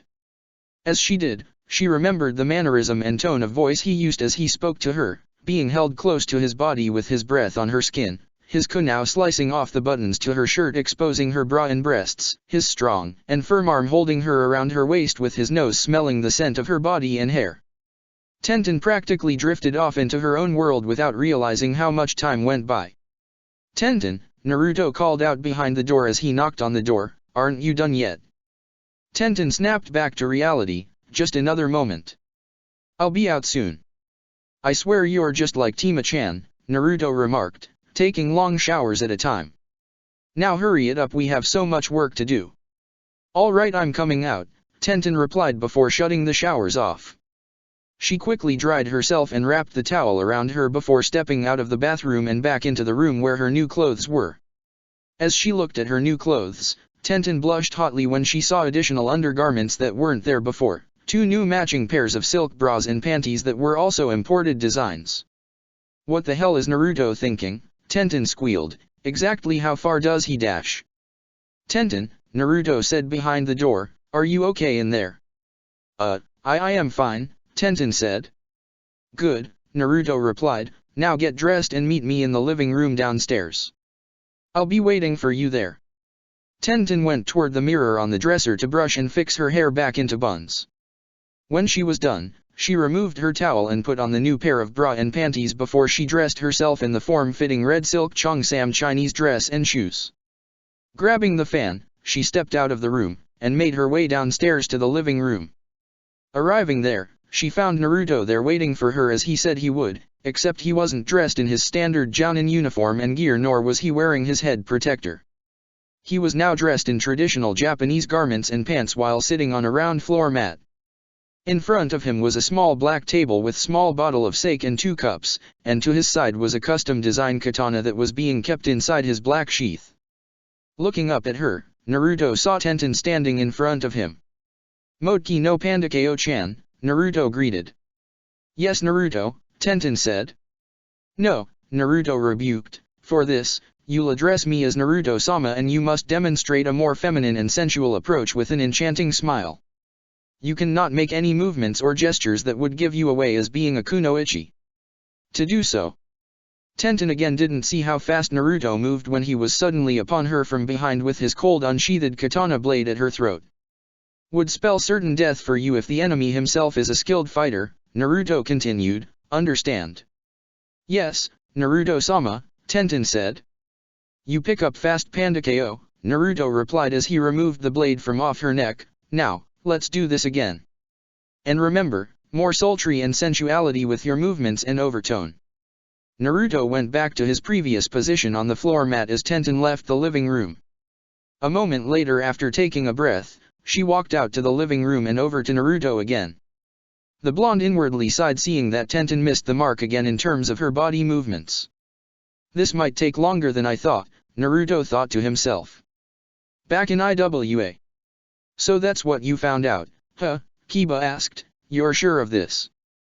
Shikamaru nodded, the kidnappers have been snooping around the red light district during their free time. However, we have no clue as to any of their identities or names. What should we do? Lee asked, are we to begin investigating sections of the red light district? No, Shikamaru said, Naruto gave us no instructions to do so. And currently we have too many eyes looking on us from the inside. It would be best if we begin our search on the outside. Outside? Choji asked confused. To clarify, Shikamaru said, we'll be performing investigations outside the walls of this village and interact with the populace we come in contact with.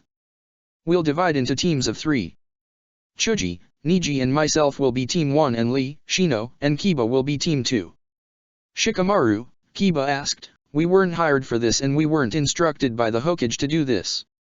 So why are we performing a mission that no one asked us to do? They were Naruto's orders, Shikamaru stated, he's the one in charge and the one calling the shots, not me. But if you feel ready to argue with an official who's part of the Konoha Ninja Council about this, then by all means when Naruto returns, feel free to voice your disapproval of his actions. When Shikamaru placed it that way, Kiba was reminded that he was completely outranked and insubordination wasn't tolerated. If you haven't noticed by now, Shikamaru said, Naruto began this investigation the moment his eyes caught sight of that poster during our trek here to IWA, and from what he discussed with me, it was very clear that he's onto something and he needs our help to expose criminals behind these crimes and what their true intentions are. Naruto himself was a victim of kidnapping as an infant, years ago, and was going to be used for the wrong reasons. Hinata too was once kidnapped by an enemy ninja who sought a dark purpose for her. These experiences must be among the reasons why Naruto wants those missing children found soon. I know it's troublesome, but I'm sure that Naruto has good reasons for having us doing this besides the reasons I mentioned. Kiba sighed but consented, fine. I'll do as instructed. I just hope that it'll be worth the pain we'll face for this. After being given further instructions, the two teams dispersed and went on their way. At the ice cream parlor, Naruto was sitting at the table with the 5 orphans who were indulging themselves with ice cream and chocolates. While the group of conversing, a ninja stepped into the parlor and ordered a sundae. After a few minutes, The ninja took her purchased sundae and walked over to the table Naruto and the orphans were. "Looks like you found your friends Uzumaki," the older female said. The group turned to see Ni Ketsuki standing behind them with her sundae. "It's you again," Naruto pointed out, "why are you here?" "Can't I take a moment out of my life to enjoy ice cream like you kids do?" Ketsuki replied as she pulled a seat and sat down next to the group between Naruto and Sito. "So this is where the Gonin no Uzumaki and their leader hang out Ketsuki asked with a friendly tone as she started eating her sundae. "It is," Tsukiwa said, "why does that interest you?" "Many things in life interest me," Ketsuki said, "it's what makes being alive all the more fun." "You don't say," Naruto remarked, "is there anything else?" "Your friends should know by now," Katsuhiko replied, "after all, they had me fill out that survey of theirs. I'm sure I couldn't possibly say more about myself." "You were very insistent in returning me to my friends earlier when that girl from earlier gave me a hard time," Naruto said. "You're the kind of person who's rather resolute and firm about getting something done your way." "You're rather observant for a kid Uzumaki," Ketsuki said, "quite a trait you have." "In this day and age," Naruto replied, "I learned to be aware of my surroundings and look after those who matter to me. My 5 friends here matter to me, therefore I look out for them." "Why did you name them the Gonin no Uzumaki?" Ketsuki asked, "surely they're not related to you by blood." "They don't have to be blood related to me," Naruto replied, "naming them Uzumaki makes us comrades and family. We grow and learn from each other, and from this our bonds are strengthened and remain intact. That's what's important to us." "I see," Ketsuki said, "your friends mean a lot to you.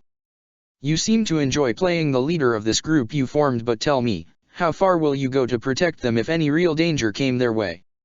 "I'll do whatever I must to protect my friends," Naruto said, "because no one else will do it. We look out for each other and support one another. We're all we have." "Really?" Ketsuki asked. "Well, if I may ask, were you from any renowned clan from before? You evidently possess a name that was once known by many from long ago." "So what if I do?" Naruto remarked. "I didn't have a known name, so I gave myself one." "And your friends chose to go along with you naming them and yourself after a long-gone clan that none of you are part of?" Ketsuki asked. "Isn't that playing false?" "We told you, lady, that we were playing ninja," Rookie replied. "What part of that didn't you understand?" Sito added. "Whatever my real name was, it's now unimportant," Naruto said. "My new name is what matters now, and my friends have no problem be known as my ninjas." "You're an interesting bunch," Ketsuki said before finishing her sundae, more amusing than many of the other youths in this village. "Well, it was a nice chat, but I'll be taking my leave now. I'll be seeing you all soon. Ciao." Ketsuki got up and left the table while taking her emptied bowl with her. "I don't like her," Tsukiwa said, "not one bit." "Ignore her," Naruto suggested, "she's just another pain you all can do without." "By the way, are you guys done?" "Just about," Zoe said as she and the others finished their snacks before leaving the parlor. At the unknown cave. The guards were making their way through the darkened chambers, each carrying trays in their hands. Reaching the holding cells, the guards each went to their assigned cells. "Eat, you worthless rats," one of the guards barked as he shoved trays of food scraps, cold soup, and water jugs through the trapdoor of the prison cell. Other guards were doing likewise at the other holding cells. The detained children hungrily rushed for the food and water after being deprived of good nourishment for a good while. "Disgusting," one of the guards sneered before walking away from the cell along with his other partners. "There isn't enough food to satisfy all of us here," one of the younger girls said. "It's okay," the oldest boy, being 13, said, "you guys can eat. I'll manage with what little I can have." "But dash." The older boy cut off the girl and the others from arguing. "You guys need your strength," the boy said, "and I don't want anything happening to any of you." "I'll be fine." "Will we be rescued soon?" a younger boy asked before crying. "I want to go home to my mommy and daddy." "Don't cry," the oldest boy said as he consoled the crying youth. "Stay strong and positive for your parents. I'm sure they want you back as much as you want to go back home. Stay positive and strong for them and all of us here. Okay? I'm sure we'll be found in time." Reluctantly, the boy complied before he and other 3 younger kids started partaking of the food and water. Even though the oldest boy was really hungry, he felt it was his responsibility to look after the youths in the holding cell with him and to keep their spirits up for as long as he could. Although there was a lingering doubt in the back on his mind about ever being found, still for their sakes, he had to be strong for them. Meanwhile, back at the safe house, Tenten found training to be a seductress more challenging than she believed it to be. The fact that she had always been more of a tomboy who spent more of her time and energy training as a fighter didn't help either. "I guess this is why I don't have a boyfriend," Tenten said with a depressed tone. "I can't get this down pack." The elite Jounin thought for a moment as he re-evaluated the situation. After giving it some thought, he decided to speak. "Tenten," Naruto said, "each female develops their own arts of seduction. Perhaps I failed to see what other methods can work for you. But I'm sure we can dash." "I'm not romantically inclined, Naruto," Tenten said. "I don't know how to be romantic or seductive. I don't know how to make it come naturally." Again, Naruto went into deep thought about the situation and wondered what Anko and the other girls would do. Coming to one dead end after another, he thought of another idea. "I think I may have something that might work in giving you ideas," Naruto said with an optimistic smile. "You do?" Tenten asked curiously. Naruto nodded and left the living room. A few moments later, he returned back with a book in hand, an orange book in hand. "Here, Tenten," Naruto said, extending the book out to her. "For the rest of the day I want you to read this book from cover to cover, and while you're at it, visualize yourself in the story." Tenten knew that book and its author. "You want me to read that?" Tenten blushed at the thought of reading such a book, Ika Ika Paradise, The Passion of the Teacher. "That's right," Naruto said, "and between you and me, I helped Jiraiya co-write this book." "You're kidding?" Tenten asked, looking at Naruto incredulously. "No," Naruto assured, "trust me, you'll learn a whole lot from this book. In fact, you'll find that the female protagonist is very much like you." "What?" Tenten asked, "how so?" "Read and find out," Naruto said as he gestured for her to take the book. Swallowing her nervousness, Tenten took the book from him. "I'll leave you to read that book while I head back to the village to take care of some business," Naruto said as she headed upstairs to change back into his Jounin clothes and gear, "and don't try skimming through the book either. I want you to read and memorize every word in that book." Naruto didn't wait for Tenten's reply as he made his way upstairs. "I can't believe he actually wants me to read this smut," Tenten mumbled under her breath. "What's so interesting about these books anyway?" Seeing that she had no other choice, Tenten sat down on the floor mat Naruto was previously sitting on and opened the book to start reading. Naruto said he helped co-write this book. Tenten thought before curiosity got the better of her. "I wonder then how he portrayed the main female whom he said was very much like me."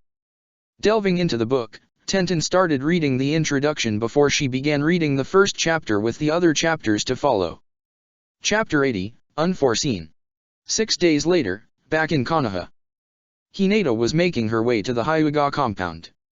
Normally she'd come by to see how everyone is doing, but today she was requested to be seen by Hanabi. As the young Hyuga made her way to the compound, Hinata could only wonder what Hanabi wanted to talk about with her so importantly.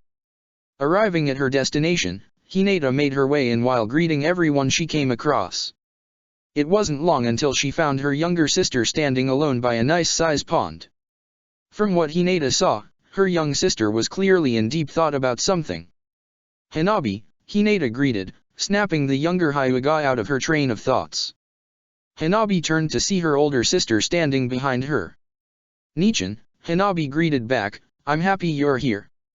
"You wanted to talk to me about something important," Hinata said, "something you wanted to discuss in private, yes?" Hanabi nodded before they walked together to a more secluded area in the garden. Once their privacy was confirmed, Hanabi broke the silence. "Nichan," Hanabi asked, "what went through your mind when father and the elders said that you would no longer be the heiress of our clan?" That question caught Hinata off guard as she wasn't expecting to be asked such a question. "What?" Hinata asked. "Tell me truthfully," Hanabi asked as she looked straight at Hinata, "what went through your mind the moment you heard that father and the elders decreed that you would no longer be the clan heiress, something that was yours by birthright as firstborn, before naming me as the new heiress?" Hinata thought carefully before giving Hanabi a reply. The younger girl waited patiently for Hinata's reply. "Truthfully," Hinata said, as you saw from my reaction during that meeting, I was anything but happy. At that moment, I felt I was being unfairly cheated in being denied my birthright so they could forcefully wed me off to some unnamed son of a Hokage or clan heir in order to maintain the prestige of our clan. I thought that everything I wanted to do for our family, both main house and cadet branch alike when I become clan leader, came crashing down. And that was before you were told that you would be betrothed to Naruto-sama, Hanabi spoke in. Hinata nodded. Father said because I would be wedded into another clan I couldn't hold the title as future clan leader of the Hyuga clan and that you'd be my replacement. And that's the very thing I can't stand, Hanabi remarked. That caused Hinata to look at Hanabi questionably.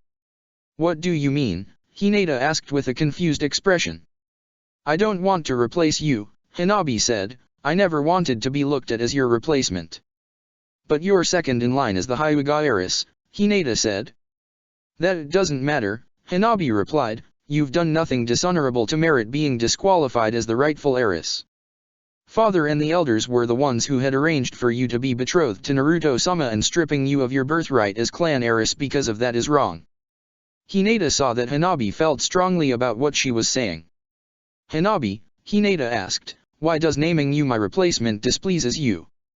You've shown father and all of the elders just how strong you truly are, Hanabi said. True, you had some troubles in the beginning, but you've improved in so many ways and proven everyone who doubted you wrong.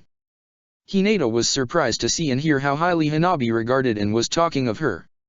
As happy as she was to hear all of the praise her younger sister was giving her, Hinata wanted to know the root reason for Hanabi not wanting to be her replacement. Before Hinata could say anything. Ever since that day after you were forced to step down as clan heiress, Hanabi continued, Father and the elders have been putting so much pressure on me to reach if not surpass you. It's completely unfair considering that you had someone like Naruto-sama there with you to help you get stronger and now you live with him. I'm ashamed to admit this. Hanabi gave Hinata a weak smile and continued, but I envy that fact that you have Naruto-sama at your side. Hinata gave no reply to that statement. To be honest, Hanabi continued, there are times I wished I was first born instead of you just so I could be with Naruto-sama, or that he was born the same year I was. Lowered her head, but that's wishful and selfish thinking. I'm sorry if what I said just now offended you. It's all right, Hanabi, Hinata assured, I'm not upset. Returning to the main topic, Hanabi continued, I always thought you'd be the heiress who'd bring about changes to our clan. Something Naruto-sama talked so passionately about after he defeated Niji during the finals of the Chunin exams.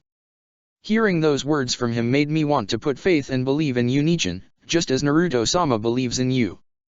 That's why I feel you should reclaim your birthright as clan heiress. Hanabi, Hinata said with a surprised look on her face. I'm not saying this to escape the pressure or responsibilities of clan heiress, Hanabi replied, but I feel that you'd make a better and more suitable clan leader than I would. Naruto-sama believes you can bring changes to both the main and cadet branch houses, and I'm sure Niji would support you too. But I'm to be married into the Namikaze clan, Hinata said. That still doesn't change the fact that you're a Hyuga, Hanabi replied, and my big sister. I'm ready and willing to support you, and when Naruto-sama hears about this I know he'll support you too. I truly believe that you are what our clan needs, Nichin. Hinata had no idea that both she and Naruto had affected Hanabi that much. One would assume that Hanabi would seize the opportunity to be Hinata's replacement as clan heiress and eventually clan leader the very first chance she gets. Instead, Hanabi wants her older sister to take her rightful place as the future clan leader and bring to fruition the very changes she envisioned for their clan as a whole, both main house and cadet branch alike. Do you truly believe that I'm best fitted for the role of future clan leader of the Hyuga clan? Hinata asked. Hanabi turned to face her older sister. Without a doubt, Hanabi said, I believe in you. Hinata was touched to the heart by that declaration. She wiped away the few tears that fell down her face. You are aware that father and the elders may argue against this, Hinata said, things could prove difficult for us.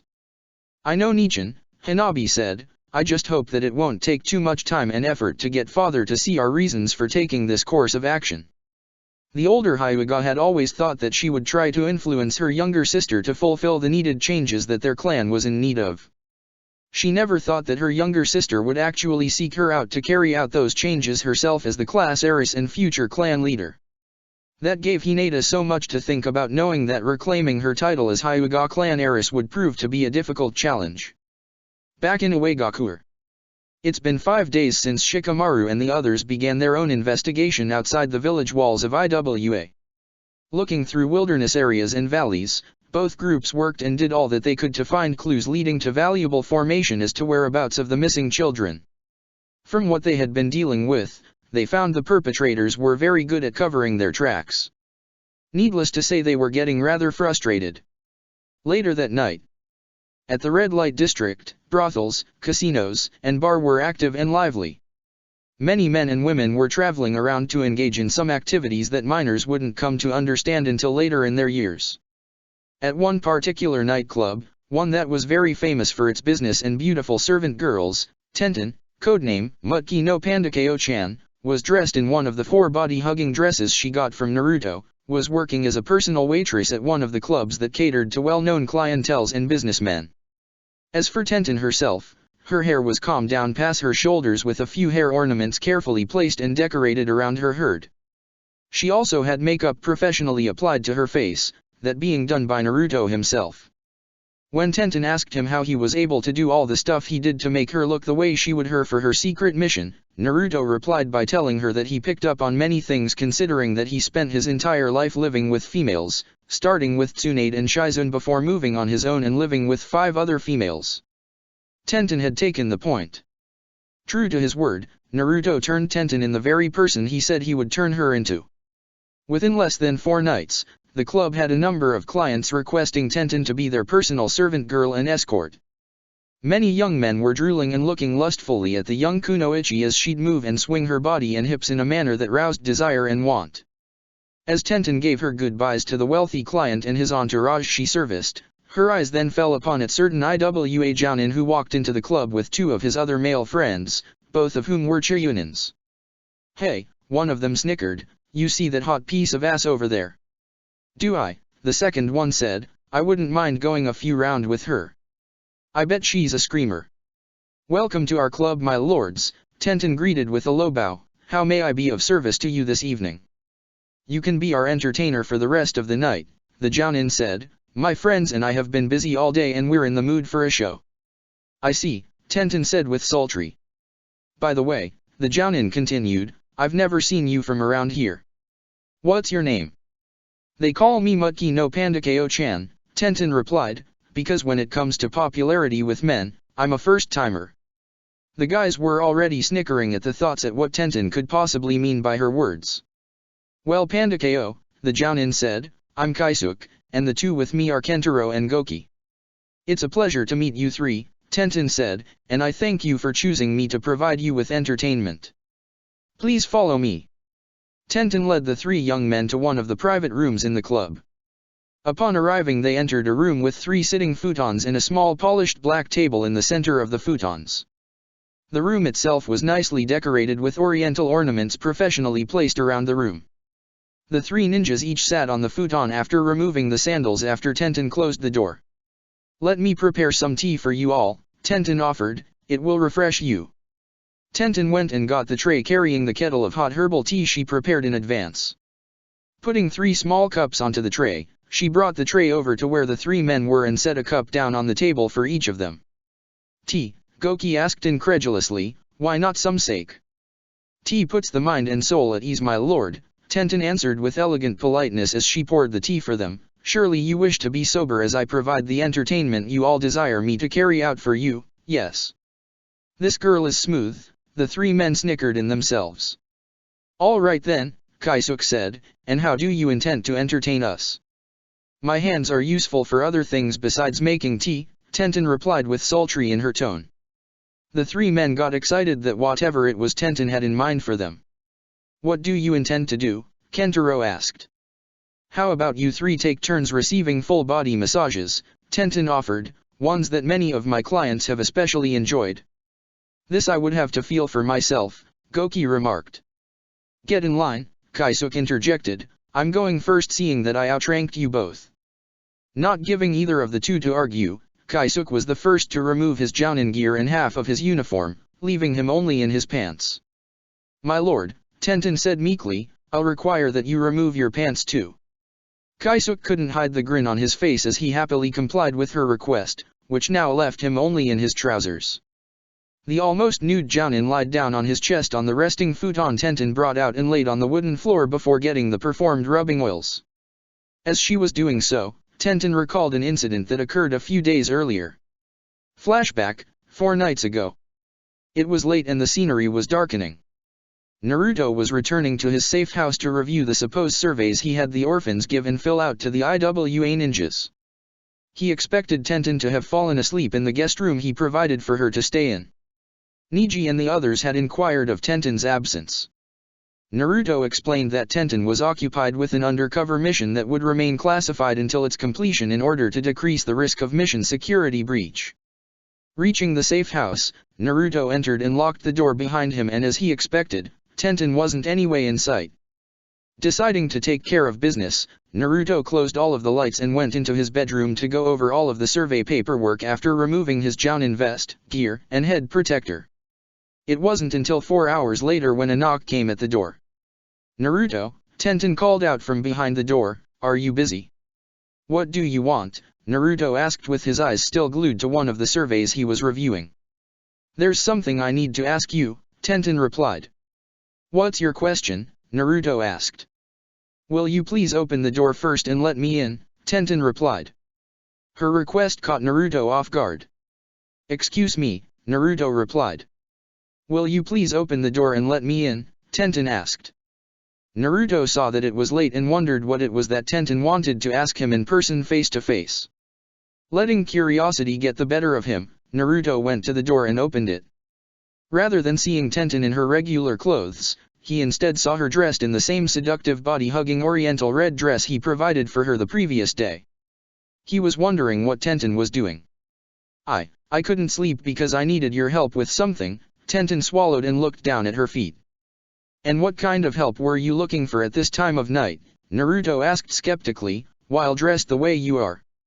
Meekly, Tenten kept her head down before she spoke again. "I was doing some thinking about my mission tomorrow."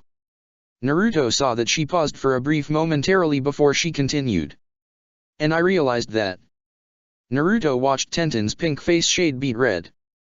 "I never touched a guy before," Tenten said before she looked up at Naruto and felt her heart racing from his intense gaze. "What are you talking?" Naruto asked. "You sparred with Guy, Lee, and Niji on plenty occasions and a couple of times with me." She looked away, and continued, "That's not the touch I'm talking about. In fact, I'm somewhat embarrassed for even asking this of you, especially after that thick orange book you had me read from cover to cover. I came to you tonight because, well, you're obviously an experienced guy." Naruto frowned and snorted from her remark. She giggled and finally looked at the elite jounin. "Again, I would like to know some of the places guys like to be touched." "What the fuck?" Naruto's brows rose while he stared disbelievingly at the young genin before him. "And," Naruto slowly dragged out. "And," Tenten stepped closer to him and Naruto's nostrils immediately filled with the vanilla and peppermint scent coming off Tenten's body. He suspected that the teen kunoichi perfumed her body on purpose. "I wanted to know if you'll allow me to touch you," Tenten finally brought out, "for practice." What? Naruto wasn't exactly sure if he heard her correctly, so he asked Tenten to repeat what she said. Standing directly in front of him, Tenten reached a shaky hand forward and caressed Naruto's chest through his shirt. Naruto closed his eyes while feeling her touch through his shirt. "I asked you." Tenten buried her face against Naruto's chest and Naruto felt a few strands of her brown-colored hair tickle underneath his chin. Both of her hands trailed up his chest to rest on his shoulders. She tilted her head to look up at him. Swallowing all of her fears and doubts about her request, she bravely asked him, again. Tenten licked her lips and focused. She needed Naruto to believe she was sincere about her request. "Will you allow me to touch you, tonight?" Tenten asked as softly as she could. "I want you to show me the places men like to be pleasured, so I'll know in the future." "What the hell did I unleash within her?" Naruto screamed in his head. Tenten looked away and suppressed a smile that tried to form from the corners of her lips. That way I'll know what I'm doing while I'm carrying out my secret mission, Tenten asked as submissively as she could. I know I'm asking a lot more from you, Naruto, more than I should. But you're the only person I could think of to turn to for this. Naruto pursed his lips and studied the ceiling, diverting his attention from Tenten. A moment later, a laugh escaped his mouth. You can't be serious, Naruto replied with his laughter slowly calming down. You honestly expect me to believe that you want to use me as practice for the sake of the mission and that you want me to teach you how men desire to be pleasured. Tenten saw that Naruto didn't believe her, not one bit. After his laughter died down, Naruto continued, though I use sexual perversions as one of my arsenals against unsuspecting enemies and targets, I will confess that you gave me a most convincing performance as a seductress, Panda Ko-chan. I almost bought it too. Resorting to drastic measures, Tenten embraced and wrapped her arms around Naruto's waist and pressed herself into his hard figure while burying her face back into his chest. Teach me, Tenten pleaded. Like I said before, I never touched a guy and I have no experience in enticing anyone. Even though I read that book of yours, I still feel that it's not enough. I'm the kind of girl that needs physical exposure and experience to learn. I know the theories, but I'm lacking in capability. Please, Naruto, I need this. Naruto debated with himself about what he should do. He at first thought about producing a Kage Bushin for her to practice with. But in the end, after the clone dispelled, everything the clone experienced would transfer and merge with him. The blonde saw that he put more of a load on Tenten's shoulders than he counted on. And clearly she was troubled by what he was asking of her to do after she accepted the secret mission he gave her. Tenten tilted her head up to look at the elite Jounin. Naruto looked down at Tenten and gave her a weak grin, before his grin turned confident. I'll teach you more than that, Tenten, Naruto said as he allowed her into his room, but understand that you'll have a very short time to get it down pack. You'll be in for the long haul. Are you up to it? Tenten looked at Naruto and said, teach me. Understand this, Mutki no Panda Ko-chan, Naruto said, different men like to be touched in different ways. Take me for example, I like to be touched in various ways, and I love it when women use different enhancements to heighten the touch. Enhancements, Tenten slowly repeated the word, what do you mean? Let me show you, Naruto said, tonight Mutki no Panda Ko-chan, my body is your training ground. Don't be afraid to touch me wherever you want. And don't hold back in being creative. Naruto then slowly closed the door behind them. Tenten was in for a long night. End flashback. Well, tonight let's call this session, touch, Tenten said smoothly as her finger clutched a plastic bottle, and she grabbed it, presenting it to Kaisuke. The Jounin inspected the bottle closely. Confusingly, he asked, what's that? This is sensation lotion, Tenten told him. This is one of my favorite enhancements I like to use while I worked my fingers because it appeals to the senses. How so? Kaisuke asked. It focuses on smell, sight, touch, and taste. Allow me to show you, my lord, Tenten offered as she opened the bottle. Kaisuke and the other two men watched as she poured a bit of the light orange-beige lotion on her fingers. You see its color, yes. The men nodded. Tenten held her fingers under Kaisuke's nose and said, please, smell its fragrance. Kaisuke sniffed the lotion and he smiled brightly at his hostess, Peaches.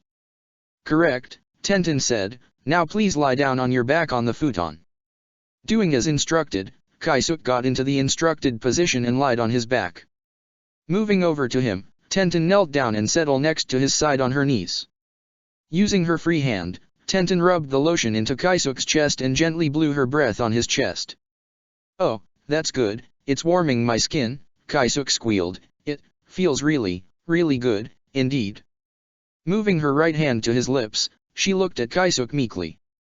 Taste my fingers, my lord, Tenten requested, holding her right hand towards Kaisuke's lips, wanting him to suck the lotion residue. Without thinking about it, he did as she asked him. Slowly he stuck out his tongue and slowly licked Tenten's middle finger, before taking the entire appendage in his mouth. Tell me please, Tenten asked her with her index finger in between his teeth, what you taste, my lord. Kaisuke continued to suck her finger before pulling his mouth away to answer. Licking his lips, he answered, peaches, I taste sweet peaches. This special lotion is flavored and it warms on contact, Tenten explained, retrieving her finger from Kaisuk's mouth. It's a specialty used to enhance and increase pleasure. Staring directly in her eyes, Kaisuk said, I want you to use this lotion all over my body. Touch me anywhere you desire. Hey, Kentaro complained, you're not the one guy here you know. When is it going to be our turn? Don't worry, Tenten replied with a sultry and lust-like tone, you both will get your chance with me too. I'll be happy to satisfy you all. Both Kentaro and Goki giggled like two naughty perverted boys. Meanwhile, Kiba, Shino, and Lee were trekking through the valley while on their return back to IWA. Dodging the eyes of Kuratsuke, Akatsuki, and Tsuchiko wasn't an easy task, and several times they had close calls. Damn, Kiba swore, this is really proving to be a waste of my time. Kiba-kun, Lee replied, don't be disheartened by the trials of this mission. Look at it as another level of training for us. We weren't hired by IWA for this mission, yet Naruto want us to carrying it out anyway. We're not even going to be paid for it. Naruto-san has his reason for this, Kiba, Shino said, though it seems unclear right now, but I trust that he had good reasons for doing this. I just hope this won't give us more trouble than it's worth, Kiba replied. Shino looked up with one of his Kikai bugs flying over to him. Allowing the bug to land on his finger, Shino communicated with it to find out what it learned. Kiba and Lee waited patiently as Shino retrieved the information from the bug. I understand, Shino said as the bug flew off his finger. Anything useful? Kiba asked. My scout bug found a corpse of some sort in this very valley, Shino replied. From what my bug was able to tell, the person didn't die of natural causes. It sounds like foul play was involved then, Lee figured. Shino nodded in agreement, it best if we check this out. Kiba and Lee followed Shino as he followed the path his bug led them. They descended deeper into the darker section of the valley. What is that awful smell? Lee asked. The corpse, Kiba said, which is now close by. And judging from that disgusting stench, this person has been dead for quite some time. A clear sign that the body is deteriorating, Shino added. The closer they got to the location of the corpse, the stronger the stench became. When they arrived at the location the Kikai bug led them to, what they saw was a horrific sight. The decomposing body was already infested with maggots and other insects feeding off of it. Some of the rotted and exposed flesh and organs were still on the body, but the trio saw that the person had no form of clothing on, thus showing that the person, who was clearly a female, died naked. Gross, Kiba remarked, what the hell happened here? Evidently this young woman met an untimely demise, Shino said. Though we don't know by what means, Lee added. But it's clear that this wasn't an act of suicide, Shino continued. I'm sure she was brought here, and seeing that no form of clothes is on her body, I'm led to believe that she was possibly raped before she was killed. What should we do? Lee asked. This is evidently a rape and murder crime, and it can't stay quiet to IWA. I said there was a possibility of rape, but we don't know that for sure, Shino replied. We best to find Naruto and the others and inform them of what we found, Kiba suggested. We can't move the body, and the IWA nins will want an explanation of our investigation. We'll let Naruto handle the IWA nins after he's allowed to see the body, Shino said before pulling a scroll from out of his jacket. Opening the scroll, Shino set the scroll down on the floor and performed a hand sign, resulting in a puff of white smoke to burst forth from the scroll. When the scroll cleared, it revealed Naruto standing in the midst of the clearing smoke. It wasn't long with his nose came in contact with the same stench of rotting human flesh. I'm assuming you guys found something important, Naruto remarked. Yes, Naruto-kun, Lee confirmed. Shino pointed to the corpse and Naruto turned his attention to it. I see, Naruto acknowledged, but first off, where are we exactly? In one of Iwa's dense and deeper valleys, Kiba said. We're about 3 miles outside the village walls. In that case, Naruto said before make hand sign, Kage Bushin no Jutsu. Executing his jutsu, 25 clones materialized. I want the 25 of you to perform a thorough investigation of this entire valley and its surrounding region. Report back with anything you find. Got it, all 25 of them said before leaving to perform their task. As for Naruto himself, he pulled out a scroll from his cloak and opened it. What are you doing now? Lee asked. Preparing to perform my own autopsy on the body, Naruto said as he knelt down and wrote some seals on the scroll. When that was done, he activated the seal writings and had the corpse sealed into the scroll. "You're not handing the body over to IWA?" Kiba asked.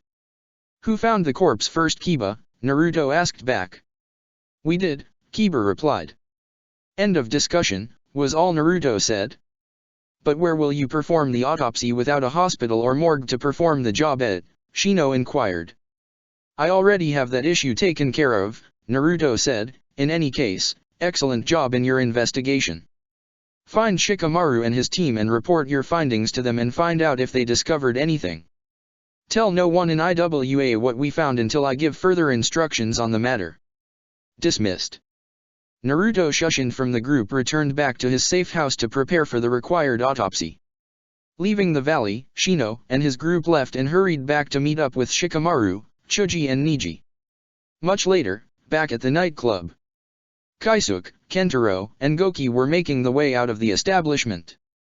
During the session the guys were more than tempted to take Tenten and have their way with her. But girls of Mutki no Pandakeo-chan's status were too expensive, and plus the three had their fill with call girls the night before. "Thanks for wonderful experience, Mutki no Pandakeo-chan," Kaisuke said. "I'm sure we'll be seeing you again soon." "I live only to serve and entertain, my lords," Tenten said with an ever-enchanting and humble tone. "It pleases me to know that my lords appreciate my services." "Well, beautiful," Goki replied, "expect to be seeing us more often. Maybe in time you can perform more than pleasurable exotic body massages for us." "We shall see then," Tenten said before she bowed. "Have a safe journey home, my lords." The three ninja gave a short bow and made their way out of the club and to their own homes. Meanwhile, Tenten was cleaning her assigned room before preparing to leave for her well-needed break. As she was doing this, the door opened and a lone figure stepped in. "Mutki no Pandakeo-chan," the figure said as he closed the door behind him. Tenten turned to see who her visitor was. "Naruto-sama," Tenten greeted ever politely with a traditional bow. "I'm honored that someone of your stature has graced me tonight with his presence." "Yes, young maiden," Naruto replied, "I've heard many things about you and what you can do. I'm here for your special services." "My service is your pleasure, my lord," Tenten remarked. "Good," Naruto replied before racing through a set of hand signs and activating privacy jutsu, preventing anyone oneself from hearing their conversation. "What's your report?" Naruto asked. Tenten went into detail about everyone she catered to and the ninjas that came to be serviced by her. Naruto listened carefully to Tenten's explanation. "I see," Naruto said before collecting the used lotion samples Tenten carefully placed away into small packages. There was even a small bit of hair samples Tenten cleverly managed to cut off while her male clients were too distracted to notice. Each package was labeled with the names of those she provided exotic massage and tea to. "Excellent work, my youthful seductress," Naruto complimented. "Your hard work in this craft is truly demonstrating how radiant your burning zeal is in luring unsuspecting males to you." Tenten giggled and blushed at Naruto's compliment. "I had a very good teacher, Naruto-sama." "I'm sure," Naruto remarked, but he turned serious. "In any case, Shino and the others have found a corpse dumped in a valley 3 miles from here. My Kage Bushins are performing an autopsy on the corpse as we speak. Shino suspects that not only foul play but rape was involved." "Who was the rape victim?" Tenten asked. "Presently we don't know," Naruto said. "The face was too disfigured to identify. I'm going to return to investigate this further upon my departure." Naruto activated the privacy jutsus and made his way towards the door. "Until my next visit, Mutki no Pandakeo-chan," Naruto said. "I'll be expecting to see you again soon too," Tenten replied. Nothing further, Naruto stepped out of the door and left the same he came. Once outside the door, he shunshined and left the scene. One day later. It was now past 9 in the morning. Shikamaru, Niji, and Chuji were making their returning back to the hotel to get some rest for a couple of hours. On the way, they ran into Naruto, who was approaching them from the opposite direction. "Naruto," Chuji greeted as their leader approached them. "Did you find anything?" "Yes indeed," Naruto said. "What did you find?" Shikamaru asked. Just as Naruto answered, something went off in his head. The expression in his face put Shikamaru, Chuji and Niji on alert. "Oh shit," Naruto cursed as he turned and ran as fast as he could to the orphanage. The others followed as fast as they could after seeing Naruto's speed. Bursting through the doors, Naruto rushed through the hallway and up the stairs, ignoring the shouts from the workers as he ran through them, causing them to fall off their feet. Charging into the 5 orphans' room, Naruto came and found that his young friends weren't there anymore. "What's all this about?"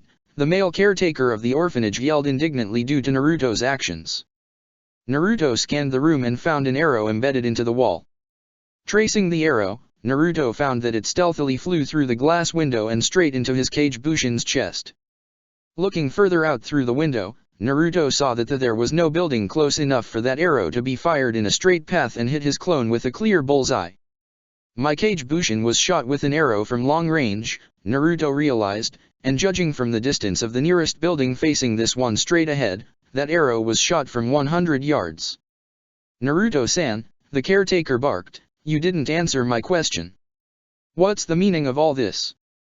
"The orphans in the room were kidnapped, goddammit," Naruto yelled. "Must I elaborate that further?" Shikamaru and the others arrived a few seconds later, to see what they heard Naruto shot to be true. The caretaker left to report the incident that took place. "Was this part of what you were counting on, Naruto?" Shikamaru asked. Naruto shook his head. "No. This was unforeseen. Whoever the kidnappers were caught my disguised Kage Bushin off guard and somehow managed to get a hold of the children and move them out this room, without alerting anyone in the orphanage." Naruto started to grow very suspicious as he thought about what he said just now. "Plus the room shows no sign of foul play or a fight of any sort," Niji pointed out. "Which means that the sequence of events that took place here was timed just enough to keep us from reaching here on time to stop the crime from happening," Shikamaru deduced. Naruto was correct when he said that these kidnappings were inside jobs. Naruto went and retrieved the arrow from the wall. Upon examining the arrow, Naruto found seal markings on the arrow. "Tenten is more knowledgeable on weapons and I'm sure she has insight on archery," Naruto said. "I'll have her take a look and examine this arrow when I see her later today." Naruto placed the arrow inside his cloak. "This incident will reach the ears of the Tsuchikage and the other ninjas," Shikamaru said. "Let it," Naruto said, "perhaps now it'll put them on high alert and dash." Naruto stopped talking when Tsuchiko, Kuratsuki, and Akatsuki appeared in the room. "The caretaker reported that a kidnapping took place," Kuratsuki said. "It did," Naruto confirmed, "but like you guys, we arrived too late." "We'll take it from here," Tsuchiko said. "My team and I will report and investigate this." Naruto nodded and told his crew to follow him out of the orphanage. Once outside, Naruto then received incoming information that was being submitted into his mind. It took a couple of moments for it to process before it completely settled in. "Guys," Naruto asked, "what do you two know of Niketsuki?" "Besides her being one of the IWA Jounins who we've seen from time to time," Choji asked, "nothing else." "Why?" "She's dead," Naruto said, catching the attention of his ninjas, "and has been for over 3 weeks. She was the corpse Shino and his team found. Check the description for the links to the author.